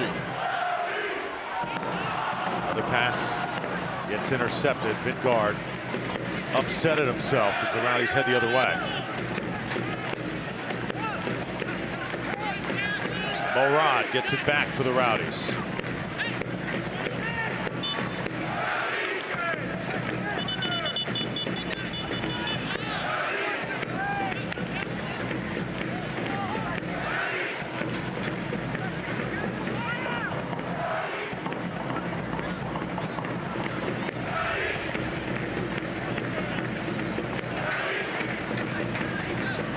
There's Morad, far side. North Carolina gets set to make another substitution. Going down hard is Flemings, and no whistle. Official does blow it late. He's just going to check and see if Junior's okay. Yeah, I think it was, you know, from where the referee's standing, a 50-50 challenge. Of course, Junior Fleming's not happy about the goal, but great delivery once again by Morad. Out of the back, driven ball into the box. Looking for the tween forwards, Flemings and Taylor.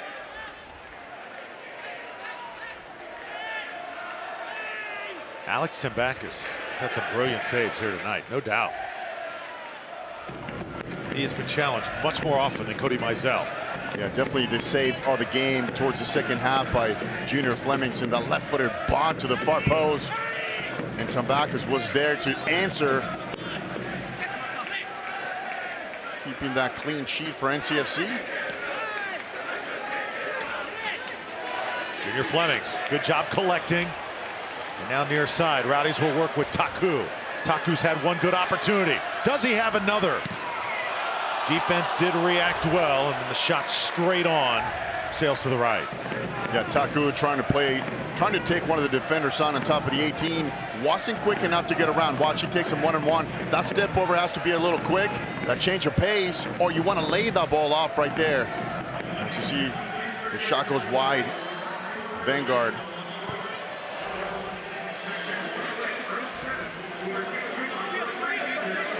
Defense tonight has been really solid for the Rowdies. And Rowdies fans, you can see Joe Cole, Georgie Ristoff, and the rest of the Rowdies do battle Saturday, August 25th against FC Cincinnati.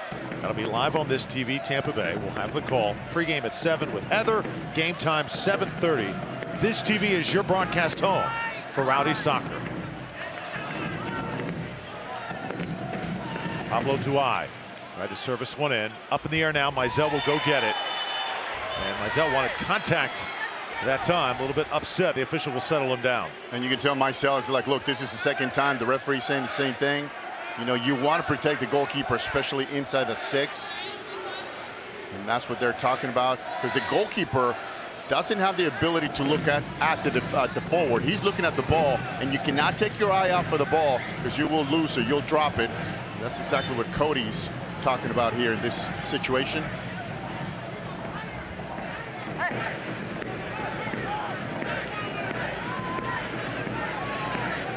Well, it's been a while. Rowdies have had a goal here at home. Remember, scoreless on Wednesday night. Did have a clean sheet in the process. But this crowd is hungry right now. Who is going to step up and deliver one here 60 minutes in? Well, this place, Drew, would definitely explode tonight if they're able to put one in the back of the net. And keep in mind, North Carolina, it's been a while for them. Also, as they were held scoreless against Charleston last Saturday night up in North Carolina. Yeah, but the difference, Drew, for them is they'll be happy to get out of here with this score right here. For them, this is a win. 1 point on the road in this difficult schedule is a plus for them right now. And let's not forget, this team, they're both right there, the same spot with 27 points. So they both need points right now. Turnover for Tampa Bay right near the midfield. And now, while the whistle, Porteous was trying to check Becker. Becker with those 9 assists. He is the key in the attack to North Carolina, and Rowdies have held him accountable since the opening minutes here tonight. You saw Porteous signaling to the bench that he needs a sub. Just imagine being Zack thrown back to the fire here tonight. Now it's Deleuze. Aaron Guillen, left-footed service. Far post, inside the box and taken. Shot does sail high. Becker just outside the 6. NCFC finally with a great chance. Good cross to the far post. Becker finds the ball inside the 6.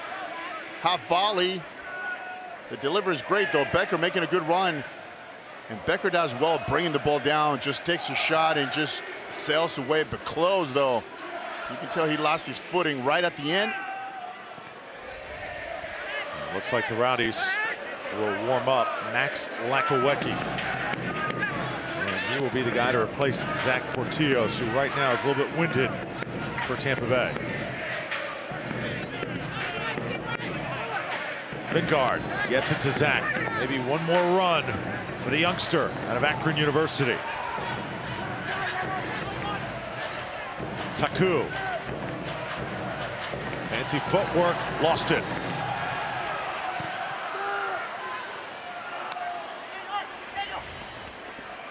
Yeah, it has to be really, really close of a contact or a foul for the referee to call that in the box.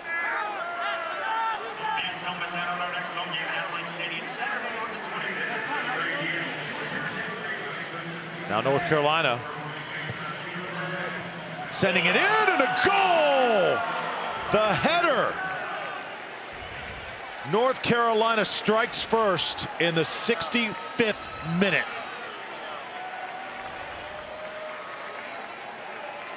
And it's a great cross by NCFC to the near post. And just like that, the forward gets up and buries that to the far post. Look, nobody's marking him. There's actually 2 NCFC players right there.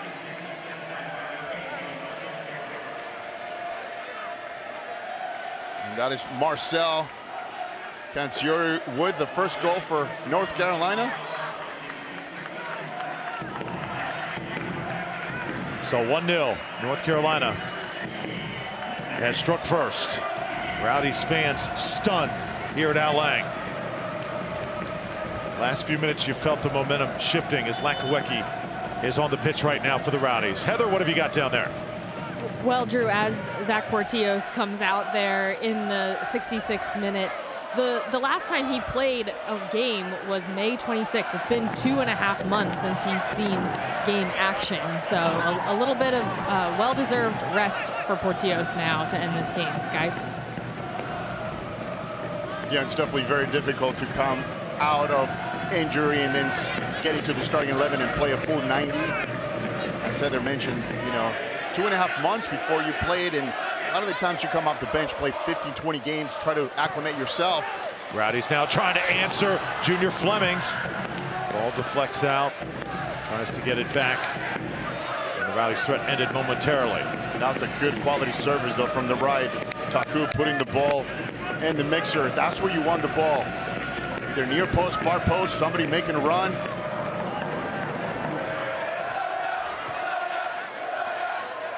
Around Taylor. Has it taken away. Get a little chippy right now between both of these sides. And now Lakawecki.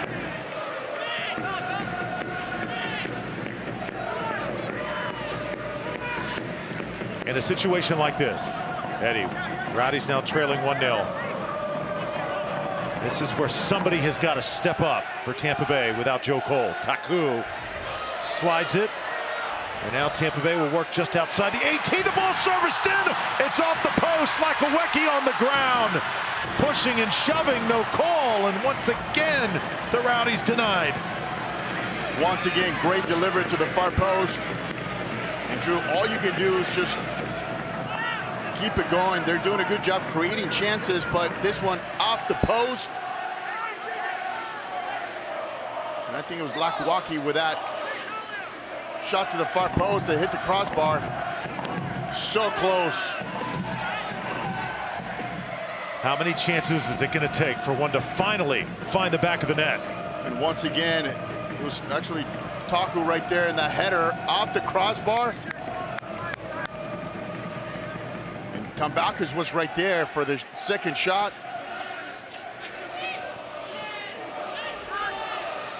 Rowdies will win it back. This is Dominic Caduro. Try the long ball. Here's Junior Flemings. And the flag is up. What I meant to ask you, Eddie, moments ago, in a situation like this, who do you need to step up for the Rowdies needing to come back here down a goal? Oh, this is when you want to bring your experienced players off the bench. Players who've been there before, done it in the past.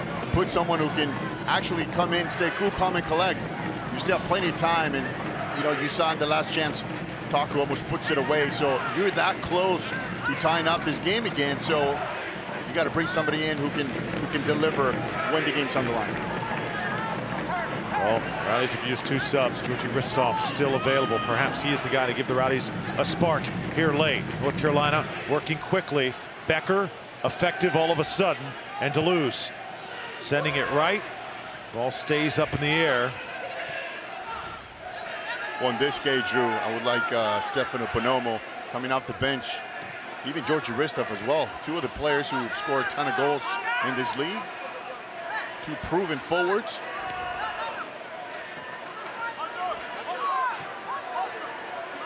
Rowdies win it back. Still plenty of time to work with. No panic here in the 70th minute. But certainly the crowd's a little stunned. Rowdies have once again outplayed the other side, but trail in this instance by a goal 1-0.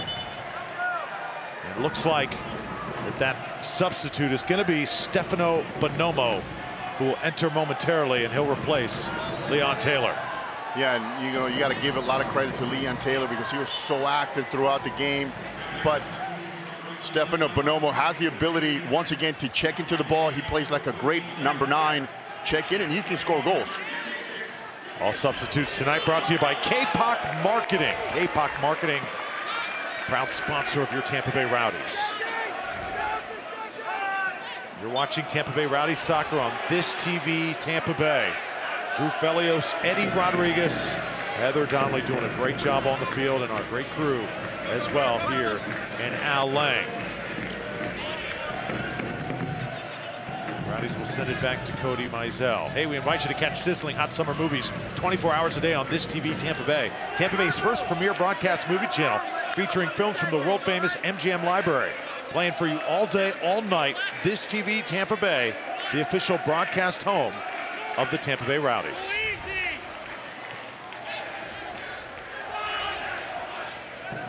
Dominic Gaduro.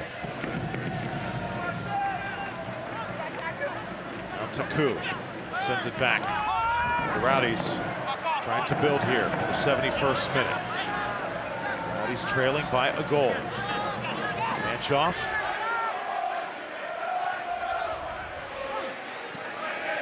Good tempo right now from the Rowdies. Need a finish. There's a ball in the box, Bonomo. Good position. Header just got away from him. It's a great job by Bonomo, though. Watch this great delivery by Lakawaki. Near post, and just Stefano trying to step in front of the defender and the goalkeeper. It's a difficult ball to head, but once again, he just came in the game. He's got to get used to keeping the ball, getting the ball to his feet, get acclimated as quick as you can to the ball, to the surface. It's been kind of slippery throughout the game, so try to get the ball as much as you can in the first 5 minutes. Saw the 3 goals on the season for Bonomo. He's still very early in his Rowdies career. Stefano signed back on July 3rd, a little over 1 month ago.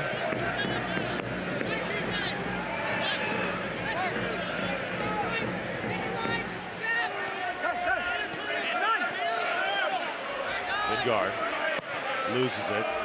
Now the Rowdies working again. Here's Bonomo. Controls it. Takes the shot off the side of the goal. Oh. Bonomo's actually asking for a corner sin. He went out for the defender. Does a great job bringing the ball down, though. Watch this delivery right here. He's onside, brings the ball down a little bit behind, but how about this cut right here? And he definitely hits at the defender right there. That's a corner kick. It hits Becker in the left boot. And that's why he was arguing with the ref about a corner kick.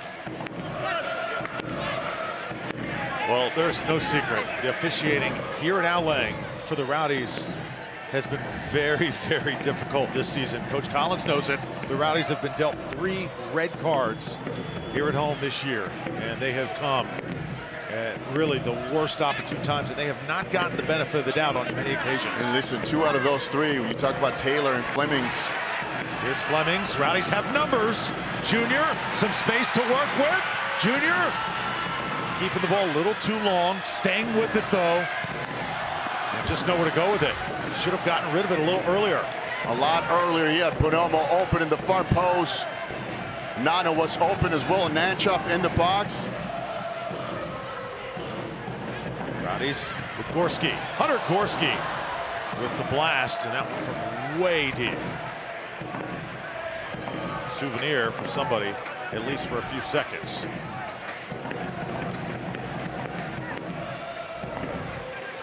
See this long-range shot. He does a great job just putting his head down, though. Driven ball, but just a little bit too high.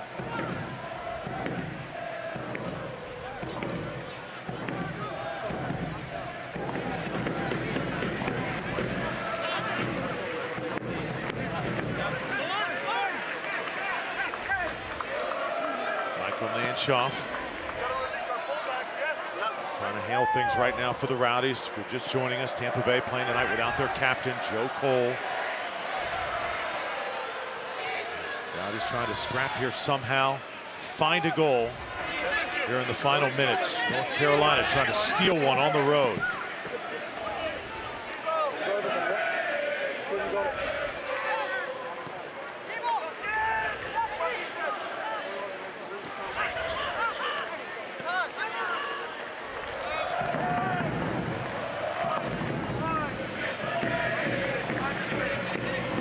Fernandez will set to come in for the visitors. Kenziora will get a break here momentarily. You see Drew NCFC doing a much better job just keeping the ball out of the back, and once they score that goal, they give them that confidence, and look, they've been able to keep the ball and switch a point of attack at will now. They're not trying to go forward, they're not trying to force it.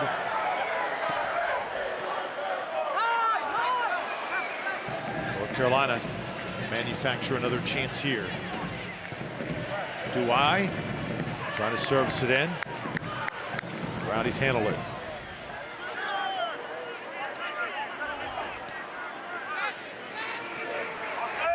Well, the North Carolina goal was scored by Marcel Canziora on a beautiful header. Counter. Right now, that's the difference in this match here in the 76th minute. Rowdies trying to play from behind. Deleuze. Nice quality touches now as North Carolina tries to milk some clock here, control possession. Yeah, they're trying to deflate the whole situation here. And look, they go from one side to the other, keeping the ball. And you can't blame them. They've worked very hard for this lead, and now they have it. They want to keep it. So if you're the Rowdies, this is when you got to go up and put some pressure, because you can't let them have time, and you can't let them have space either. Ball deflects out. North Carolina will have a corner kick.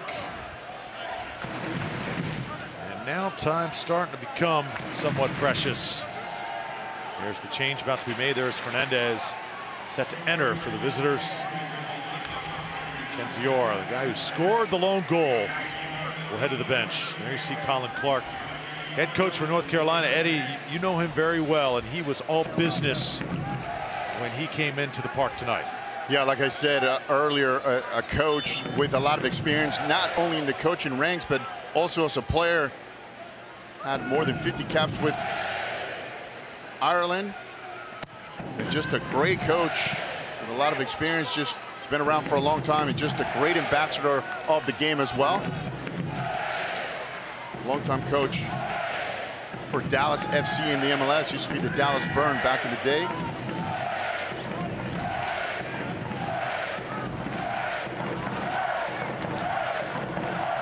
Ralph's mob trying to ignite this Rowdies offense. There's Duai. Duai lays one off. This is Becker. Becker with the beautiful pass, and it's buried again. The Rowdies down 2-0 now. North Carolina running away with it. Daniel Rios in the back post. We talked about his ability to score goals. And Becker once again with yet another assist on the flow of play. And it's the 1-2 on the outside. Becker plays a great ball on the ground. And Daniel Rios, the Mexican striker, with his 12th goal of the season. Well, Rios was very quiet up until that moment. And goal number 12 is a huge one. And now he is in a tie with Enevoldson and Guetta for the Golden Boot watch. That is why Daniel Rios is so highly regarded this season in the USL. Well, and you mentioned, Drew, he's been quiet throughout the game.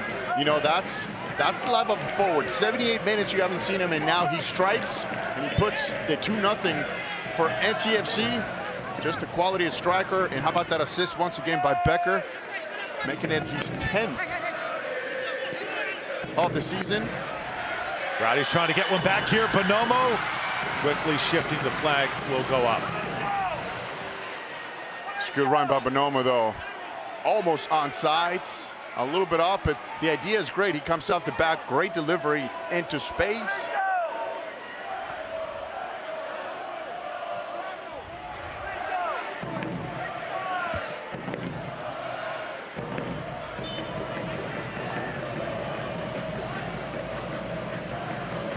Alex Sembakis, easily a candidate for player of the game tonight. North Carolina, after what he has done, a clean sheet in the works here. As we've reached the 80th minute, time is running out on the Rowdies. That last goal seemed to take a little bit of the stuffing out of this Al Lang Stadium crowd.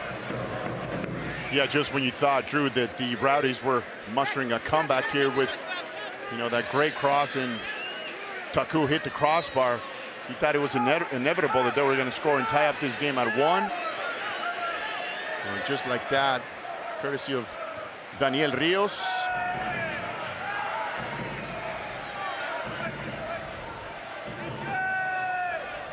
Nanchoff and Aduro.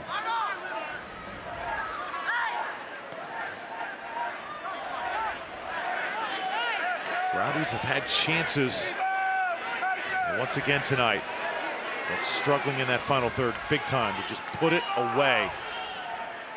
And that pretty much has been the difference in this game, Drew. Think about how many chances that Taylor had going across. He puts the ball on the ground. It's a tap in for Flemings in the far post. Now NCFC comes back.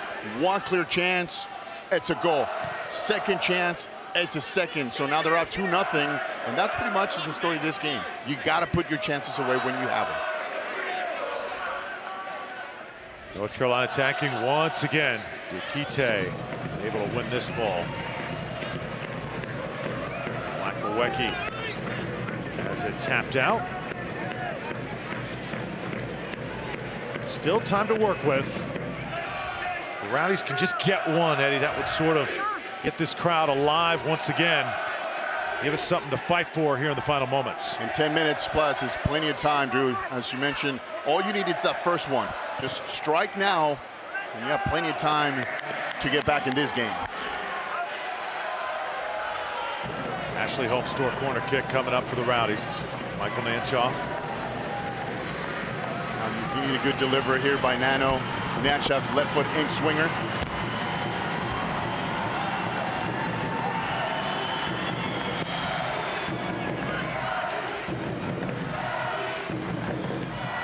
Rowdies just can't do anything with it. Set pieces, something that Coach Collins has stressed over and over. Simply the Rowdies have to be better moving forward. Well, he flat out told us, look, we don't have one guy who's just a great deliverer, you know, in corner kicks and set pieces. You know, somebody that you use all the time, somebody like Becker for NCFC, who's always, you know, getting those assists off a cross, a corner kick, a free kick. So we had Schaefer before, the German international player, and of course, that's one of the things you miss right now for the Rowdies.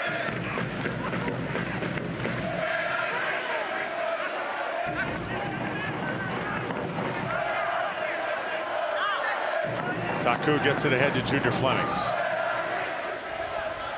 Fleming stops, lays it off Beck for Freem once again. Not before the ball sails across the touchline. It's been a tough night here for these fans. It's one thing, Eddie, to be scoreless in one game, but fans, I think, wanted goals tonight, and Rowdies have been unable to deliver up to this point, and this is where you got to be patient if you're a Rowdies fan, because the team right now is simply struggling a bit. Yeah, and the frustrating part, you know, as a fan, Drew, is that you see that they're creating chances, right? Yes. A lot of the times when you're not creating chances, you're like, well, you know, they're trying to find, you know, the tempo, the mix, the chemistry, but the Rowdies are creating plenty of chances. It's just the final touch in the attacking third that they're missing. You just have to be patient, and you keep going at it. You got to practice that all the time during the week, and it's one of those things, matter of time before you get it done.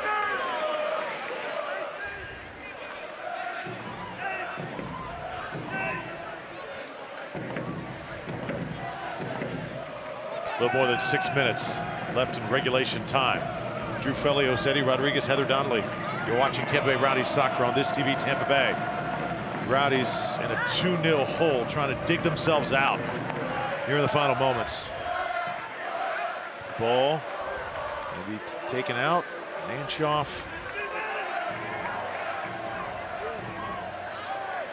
Now another ball sent in. Much fluidity right now with what the Rowdies are trying to do.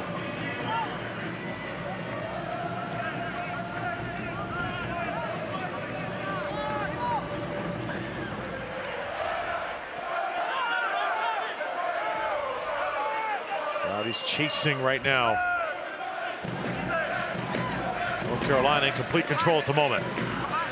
Yeah, and this is when, if you're the Rowdies, you got to press the lines, you got to go for it. Carolina still wanting to possess here. Continue to milk clock. There's Kyle Becker, the orchestrator of everything. 2 goals, 9 assists coming into tonight. He has been effective in the second half. That pass a little bit too eager, and it'll be a goal kick coming up for Mizell. Yeah, when you don't have the ball, the Rowdies, they have to press going forward, push all the lines, and come out of the back. As you see, they're running out of time now. 5 minutes plus stoppage time. North Carolina will make another substitution. Owalo, number 7, will come in for Rios. The goal scorers tonight. Daniel Rios, one of the top scorers in the league. Goal number 12. He has had quite a season. And all our substitutes tonight brought to you by K-Pop Marketing as you get a look at Mr. Donovan Owalo out of Cameroon. He's got 2 goals of his own this year. Yeah, and right now, you know, for him, for Owalo, is just come in and chase everything for NCFC up front. You know, wouldn't be surprised if he plays a little more defensive. You take out a forward, you know, and that's one of the reasons why Colin Clark is so experienced. I bet you he took Rios out and just bring another midfielder, just clog the middle. You don't have to go forward. You don't have to score another goal, but you definitely have to defend a little bit in the last few minutes of this match. Rowdies still trying to threaten, and Taku touches towards the goalie. Tambakis picks up another, and another threat killed for Tampa Bay.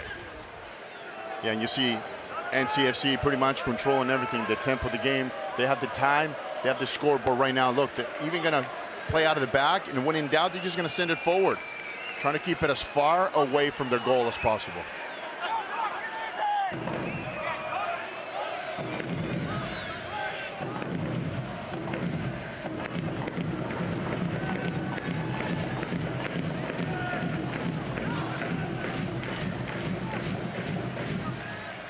Rowdies shut out on Wednesday night.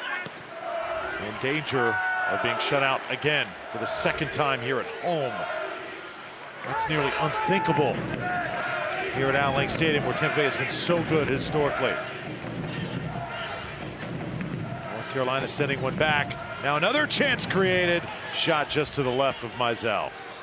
Yeah, you're right. For the Rowdies, especially this year when they were going in a year and 1 month streak of not losing at home, they finally broke that streak, and now, as you mentioned, scoreless tonight, scoreless against Charleston Battery last Wednesday. Junior Flemings. Flemings had some chances tonight.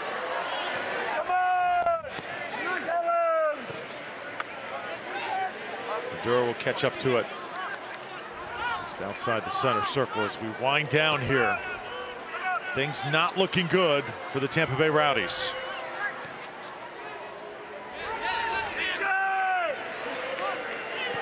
Rowdies have had some bright spots tonight. Zack Porteous coming back, playing rather well in his return. Also defensively, very solid in the first half, but in the second half, again, just sort of fell asleep a few times, and North Carolina made the Rowdies pay.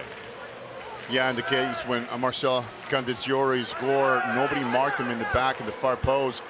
He got up, had the ball at the highest point, and he converted in the first goal for NCFC. But you're right, though. For the most part, a great effort defensively.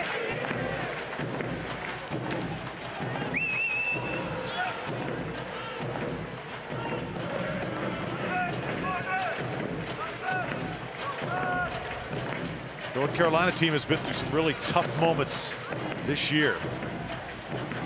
Looked like they were headed for a disaster season at the start. Didn't get their first win until April 14th. Had some really rough stretches as well, but they have weathered the storm. And this would be one of their most impressive wins of the season if this score holds. And don't forget, Drew, this is a team that is trying to find their own identity, a team that played in the NASL last year, their first year in the USL here. So for them, it was a change of leagues as well, and you know, reassuring that they had the right chemistry, and of course no one better than Colin Clark to do that.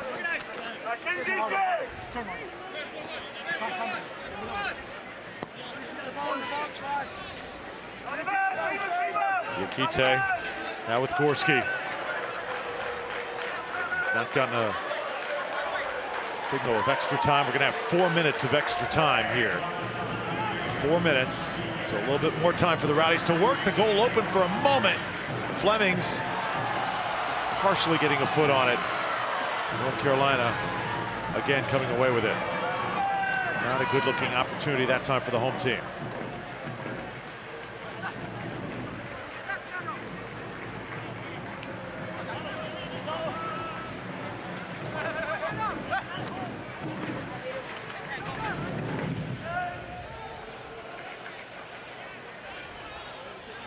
Taku will throw it in.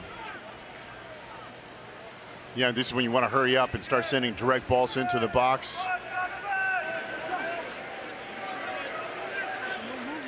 You see that 4 minutes of stoppage time. You want to start dumping balls in the box, giving your team a chance. Try to get as many bodies in the box for headers.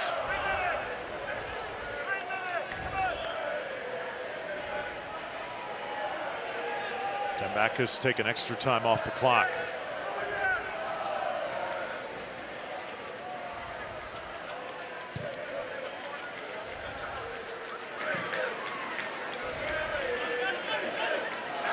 Rowdies have had to deal with some really tough obstacles this year, losing players like David Najim, Zack Porteous for a good amount of the season, Kyle Kuringer as well, Lance Rosebroom, Marcel Schaefer heading back to Germany, Neil Collins as well from the back line as he moved into the coaching role, and a host of new players coming in, still trying to mesh, still trying to really find their stride as a team. You can see that just moments where the Rowdies trying to still mesh, Eddie, and there are times where it just all kind of breaks down, and tonight in the second half, I think that sort of happened. Yeah, no, you're right. They're trying to find that identity as a team and as a group as well.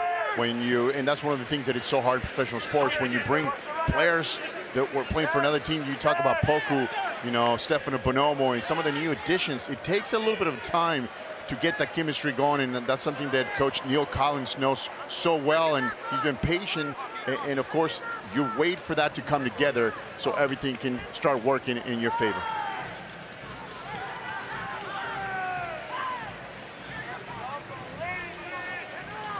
'93rd minute. Rowdies trying to get players up the pitch, in position. Lakawecki chasing. Lakawecki trying to service one in, and this one is high and wide again.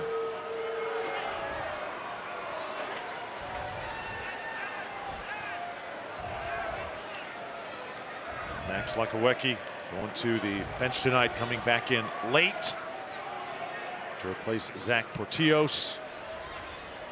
And this is certainly going to be a tough one to swallow, Eddie. There's no bones about it. Rowdies had some tough losses this year, but this one to a team that you beat handily 3-1 at their place in the opening week, this is certainly going to be difficult. No, this one's definitely going to hurt for a couple of reasons, Drew. Just the timing of it all, of course, and just when you're trying to put things together, going, you know, positive, you know, towards the right goal. The fact that you're playing at home, the fact that you've gone to their house and beat them over there early in the season. So many different variables that should go in the Rowdies' favor, just haven't gone their way tonight.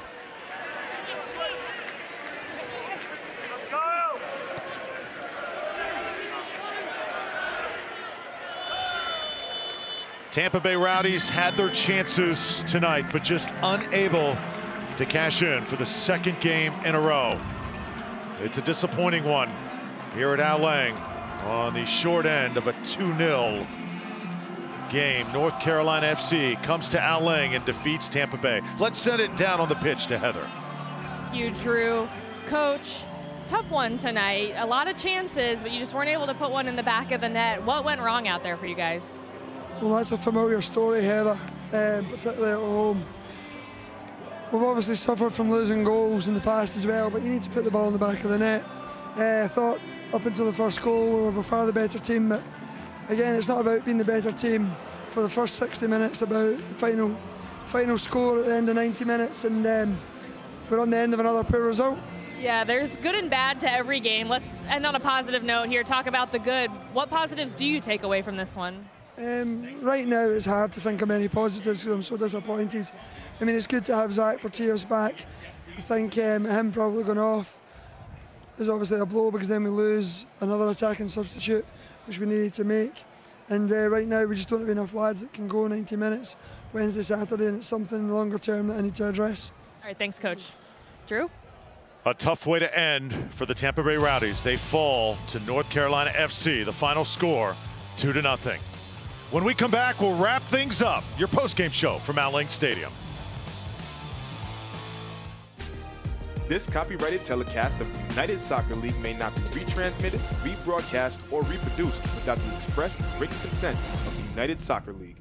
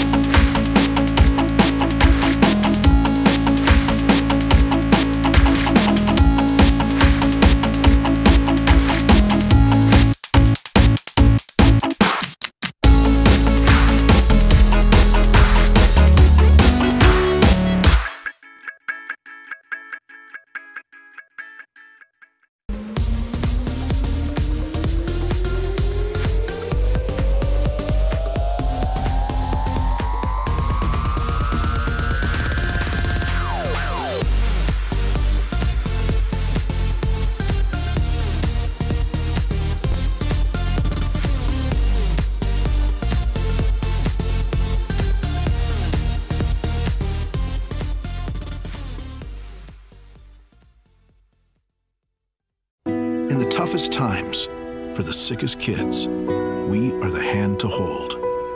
At Johns Hopkins All Children's Hospital, we provide advanced, specialized care for kids right here in Florida. But it's not enough. To deliver on our promise to kids and community, we are the work that never stops. The 24-hour team of baby steps, big ideas, and better outcomes. We are the drive to do more for all kids. We are Johns Hopkins.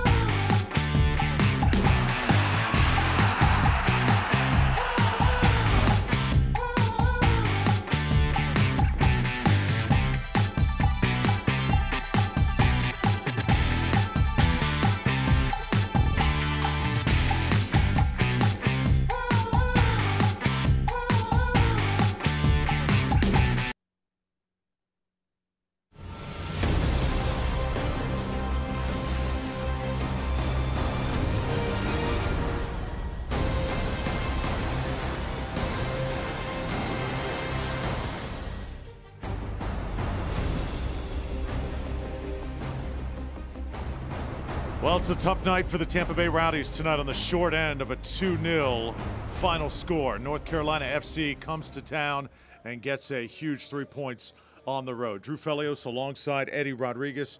Eddie, for these fans, for us as well, we're Rowdies fans, this one certainly stings. Yeah, this one definitely hurts, as I said during the broadcast, for a couple of reasons. The fact that you're playing at home, the fact that you lost to a team that you had beaten in the past when you went away. So it's one of those things where you got to keep adding points here at home. They play well, but just you got to put it in the back of the net, and that's been pretty much the theme in the last two games. So you got to figure out a way to get that done. All right, Rowdies, once again, struggling scoring in the first half, chance after chance, but just unable to get on the scoreboard, and eventually it would come back to haunt them. Rowdies playing well at the start. In the first half, they pretty much controlled the pace of play. Junior Flemings, again, the orchestrator on several runs, dicing through the defense. Left-footed shot stopped by Tambakis. That's right, trying to find the gap. Great shot to the far post, and the keeper even a better save. How about this cross by Portillo? Goes to the far post. Taku with a half volley, hits the defender, and it almost goes in. Deflection, and the goalkeeper just looking at the ball. Can't believe it didn't go in. So many chances for the Rowdies. Eventually, it kind of ate away at their will. Junior Flemings, again, this shot denied once more. That's the save of the game by Tambakis. For sure, Flemings once again going at people right before the halftime, unleashing the demons. And late in the second half, great cross right here to the near post, and Marcel Canciori gets up, heads the ball to the far post to go up 1-0 for NCFC. So Becker to Canciora made it 1-0, and then Rowdies had another chance a few moments later. Lakawecki just unable to get this one in. And it was Vingard there. Vingard actually the one who got the head on it. That's the one that hurts now late in the game. Ball plays down to Becker. Becker with a great left-footed cross. And who else? Daniel Rios, the Mexican forward, with his 12th goal of the season, tying up the leaders for the Golden Boot. Daniel Rios, one of the elite scorers in the league, makes it 2-0. That would be the final score. Look at the shots Rowdies outshoot North Carolina 14-10. But the 2 goals, the main story. 5 corner kicks for Tampa Bay, and the Rowdies do have the possession edge at the end of this one. But you can only say so much. The Rowdies controlled the pace. They controlled the shots. You can only say that at the end of the game, it's the goals that matter. Yeah, that's what it's about. You and I talked about it during the game. NCFC didn't have that many chances, but when they did, they were able to put them away. The Rowdies struck first. You see Taylor with a couple of great chances, wasn't able to play that ball across to Flemings to the far post. That would have been the difference in this game. They go up ahead 1-0, and it's a different game. Yep. Instead, it's a 2-0 victory for North Carolina. Rowdies have another setback here at home tonight. We've got more from Al Link Stadium when we return.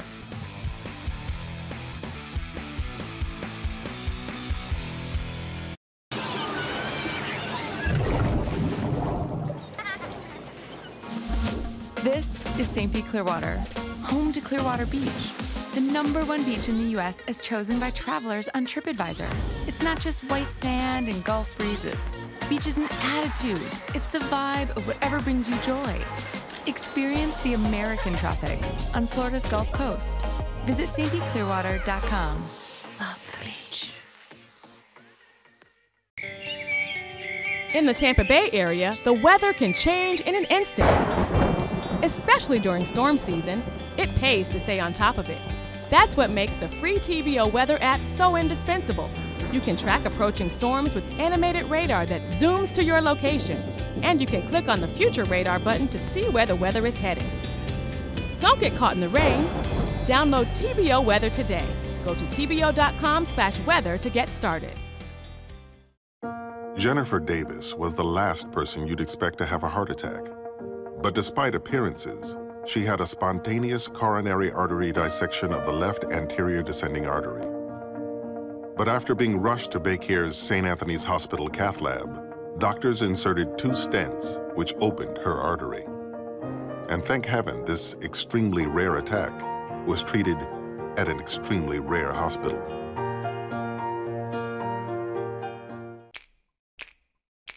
If you're new in town and working on your dreams, and you don't know what you need, we got the perfect plan for you. My Blue, we are here for you, for you, for you. We're Florida Blue. Don't you worry now, 'cause you don't have to. Here we always say we got you. We are here for you. This is your home, Florida Blue. 2-0 the final score. Setback for the Rowdies as they fall to North Carolina FC here at home. Drew Felios, Eddie Rodriguez, and it was still a banner night for Zack Porteous. He's been out for most of the season. Tonight, he made his return on the pitch, and right now he is standing by with our Heather Donnelly. Heather, take it away. Thank you, Drew. Yeah, Zach, tough loss tonight, but still a pretty special night for you, getting to wear that captain's armband. Feels like just yesterday. It was 2015, and you were just a rookie. What does this night mean to you?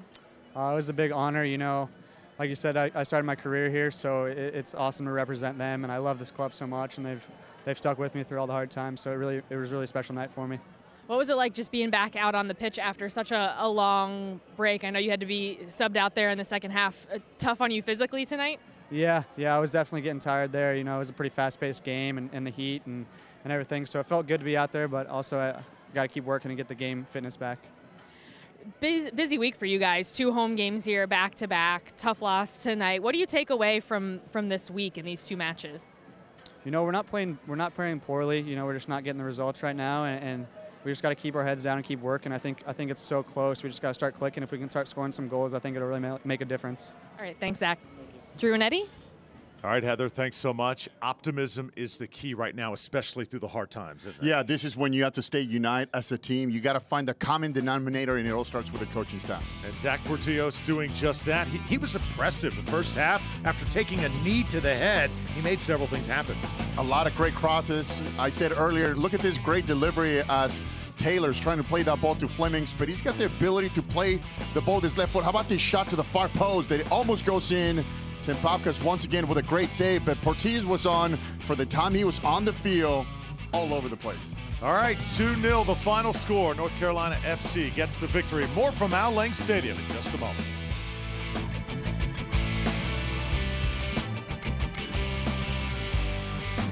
At Tropical Smoothie Cafe, we want you to eat better and feel better with smoothies made from better-for-you ingredients and food crafted with the bold flavors you love, like our Chipotle Chicken Club flatbread with grilled chicken, bacon, pepper jack, and chipotle mayo, or our Island Green Smoothie with fresh kale and spinach, banana, mango, and pineapple.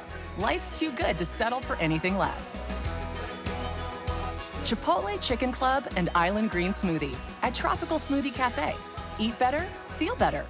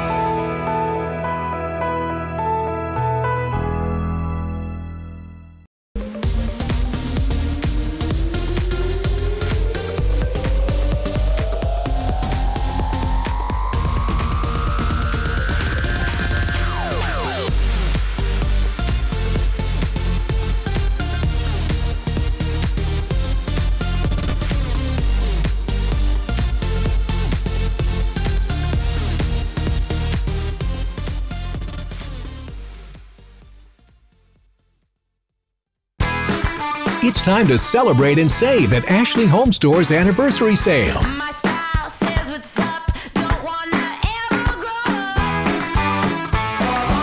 Save 35% on furniture and mattresses. Or get 72 months no interest on new styles to celebrate your home. Going on now at America's #1 furniture and mattress store. Hurry in and save at Ashley Home Store. This is home. Gorgeous shot outside Al Lang Stadium here. Beautiful night. 2-0 the final score, though. The Rowdies coming up on the short end. North Carolina FC gets a huge victory at the Rowdies' home park. Great to have you with us, Drew Felios, Eddie Rodriguez, and the postgame show tonight. A little difficult, but Heather Donnelly doing a great job down on the pitch as she has got Mr. Tariq Morad with us. Take it away, Heather. Yeah, thank you, Drew. I'm here with the newest Rowdy. You really got thrown into it this week. 2 games back-to-back. What's this week been like for you? It's been tough. The team's had 3 games in the past week or so, training sessions have kind of been light. Trying to keep the guys' legs as fresh as possible. And today, I guess you kind of saw the legs get a little bit heavy in the second half, and I think we struggled to regroup after we conceded the first goal. Yeah, what can you take away from this one? You know, a tough loss against a very good North Carolina team. Yeah, look, we had great opportunities. We were in control of the game for the first, 50, 60 minutes of the match until they scored their first goal. Something we really need to improve in is, keeping consistent for a full 90 minutes and not having any lapses of concentration. So that's something we're going to have to work on this week and regroup and stay positive and focus on our next match. All right, thanks, Tariq. Back to you guys. All right, thank you so much, Heather. As he said, sometimes the difference in the game is just you played a game on Wednesday and they didn't. One, he brings up a great point, though. 3 games in a week, you play that Wednesday game, and to, stay fit 60, 70 minutes, and then you see kind of the wheels kind of fell off the wagon the last 20, and it comes down to marking that forward, and if he gets away from you, that's how NCFC got ahead 1-0. All right, let's take a look now at our Lunazul Tequila shot of the game. Junior Fleming's doing the honors this week. Yeah, Fleming's going through traffic once again. He unleashes from about 25. And look at that save once again by the Greek goalkeeper, saving NCFC in the first half of the game. Alex Tembakis doing his thing. North Carolina winning 2-0. More from Al Lang in a moment.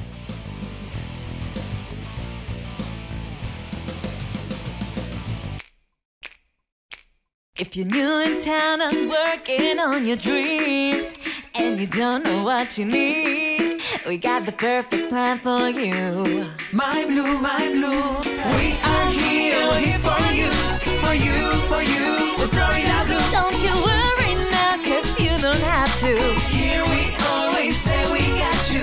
We are here for you. This is your home, Florida Blue. Florida Print Solutions is St. Petersburg's leader for the best quality, service, marketing, and printing solutions for your business. Always with free pickup and delivery. At Florida Print Solutions, we stand for our community. Superior product quality, effective business solutions, and of course, we stand for printing. Make your next call to Florida Print Solutions and take your business image to the next level. Florida Print Solutions is an official sponsor of the Tampa Bay Rowdies. Best tailgate, brisket. No, real football y pollo asado. Hoops and wings. Dude, subs. Hot dogs. Chili dog. No, Dodger dog. It's gotta be crawfish. Now you're talking. Burgers. 7-layer dip. Ribs. No contest. Hummus. What? You need a hot grill. And ice cold Coke. Of course. Football and Coke. Come on. It's got to be Coke. Game day. Race day. Calls for Coke. You know it. Grab yourself a Coke. It's Tailgate 101.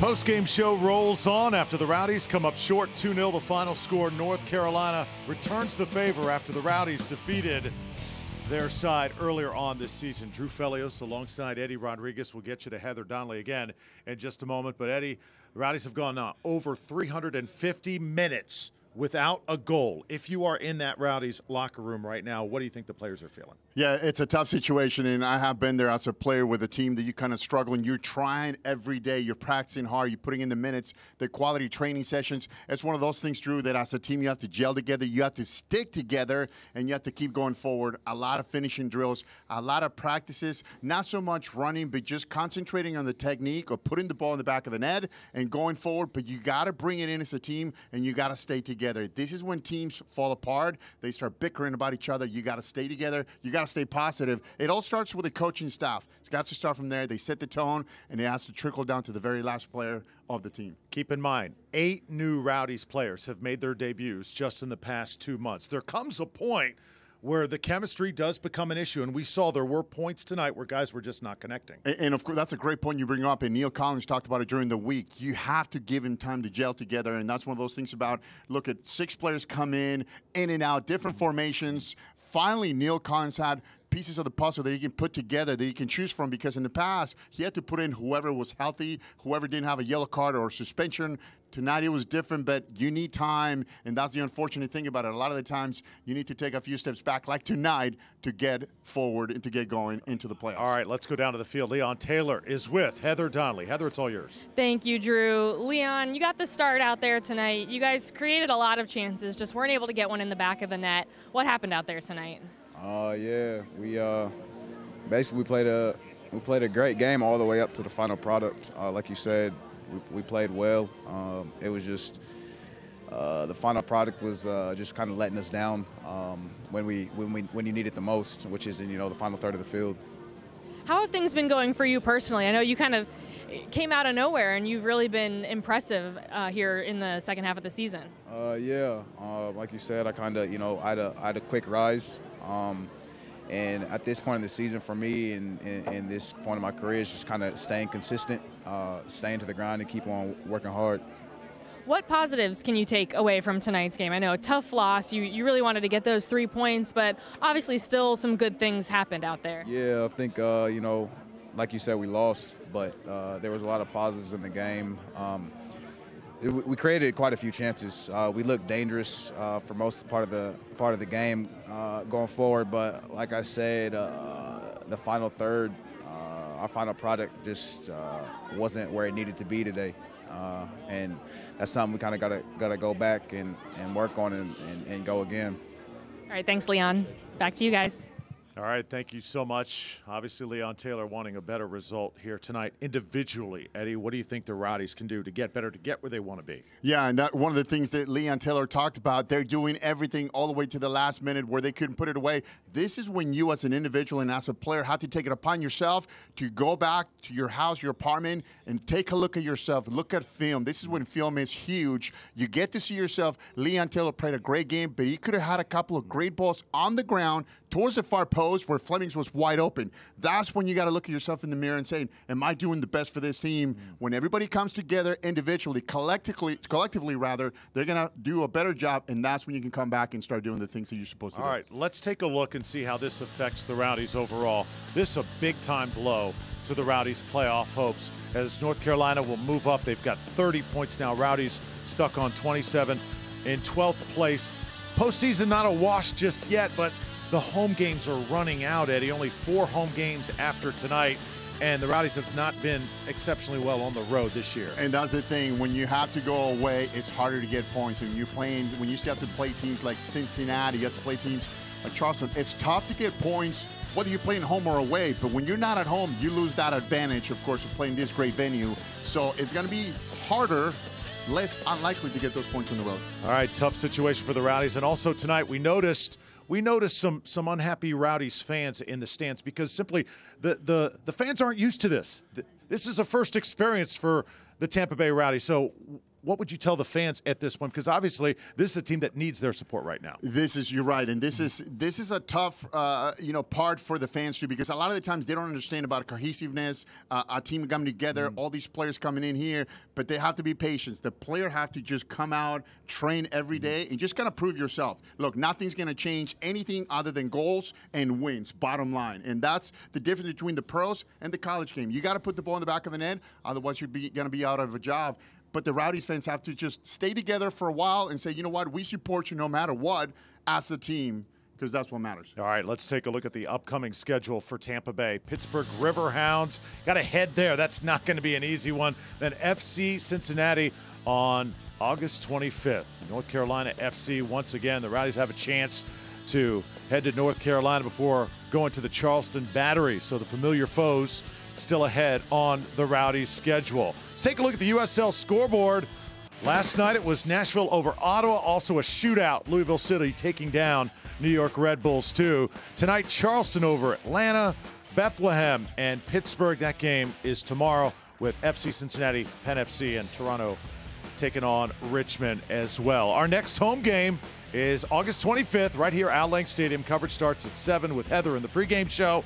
FC Cincinnati, the team getting that MLS bid, coming to town on this TV. Tampa Bay. The Rowdies have a chance still to play some great soccer here the rest of the way. Where do you see it going from here? Final thoughts, Eddie. Well, I think for them it's about, you got to give the players a couple of days off at least. It's not about training harder, but it's about training smarter. So for them, for Neil Collins and the crew, you got to go back to the basics. You got to study a lot of the film, see what went wrong. There's a lot of positives tonight. They're playing well. They're creating chances. They got to go back and say, how can we put it away, and who are the players? Give me the 11 who are going to go to work for you and win games, and that's what it's about. And then you can face Cincinnati at home here next weekend. Lots of room to grow for the Tampa Bay Rowdies. We are going to be very, very eager to watch. Okay, it was a tough one tonight. Still hope you enjoyed it here on this TV Tampa Bay. For Eddie Rodriguez, for Heather Donnelly, and our fabulous crew, we want to remind you we'll be back on the 25th of August for FC Cincinnati here at Al Lang Stadium. Until next time, so long from downtown St. Pete. It is time now for the match in 5.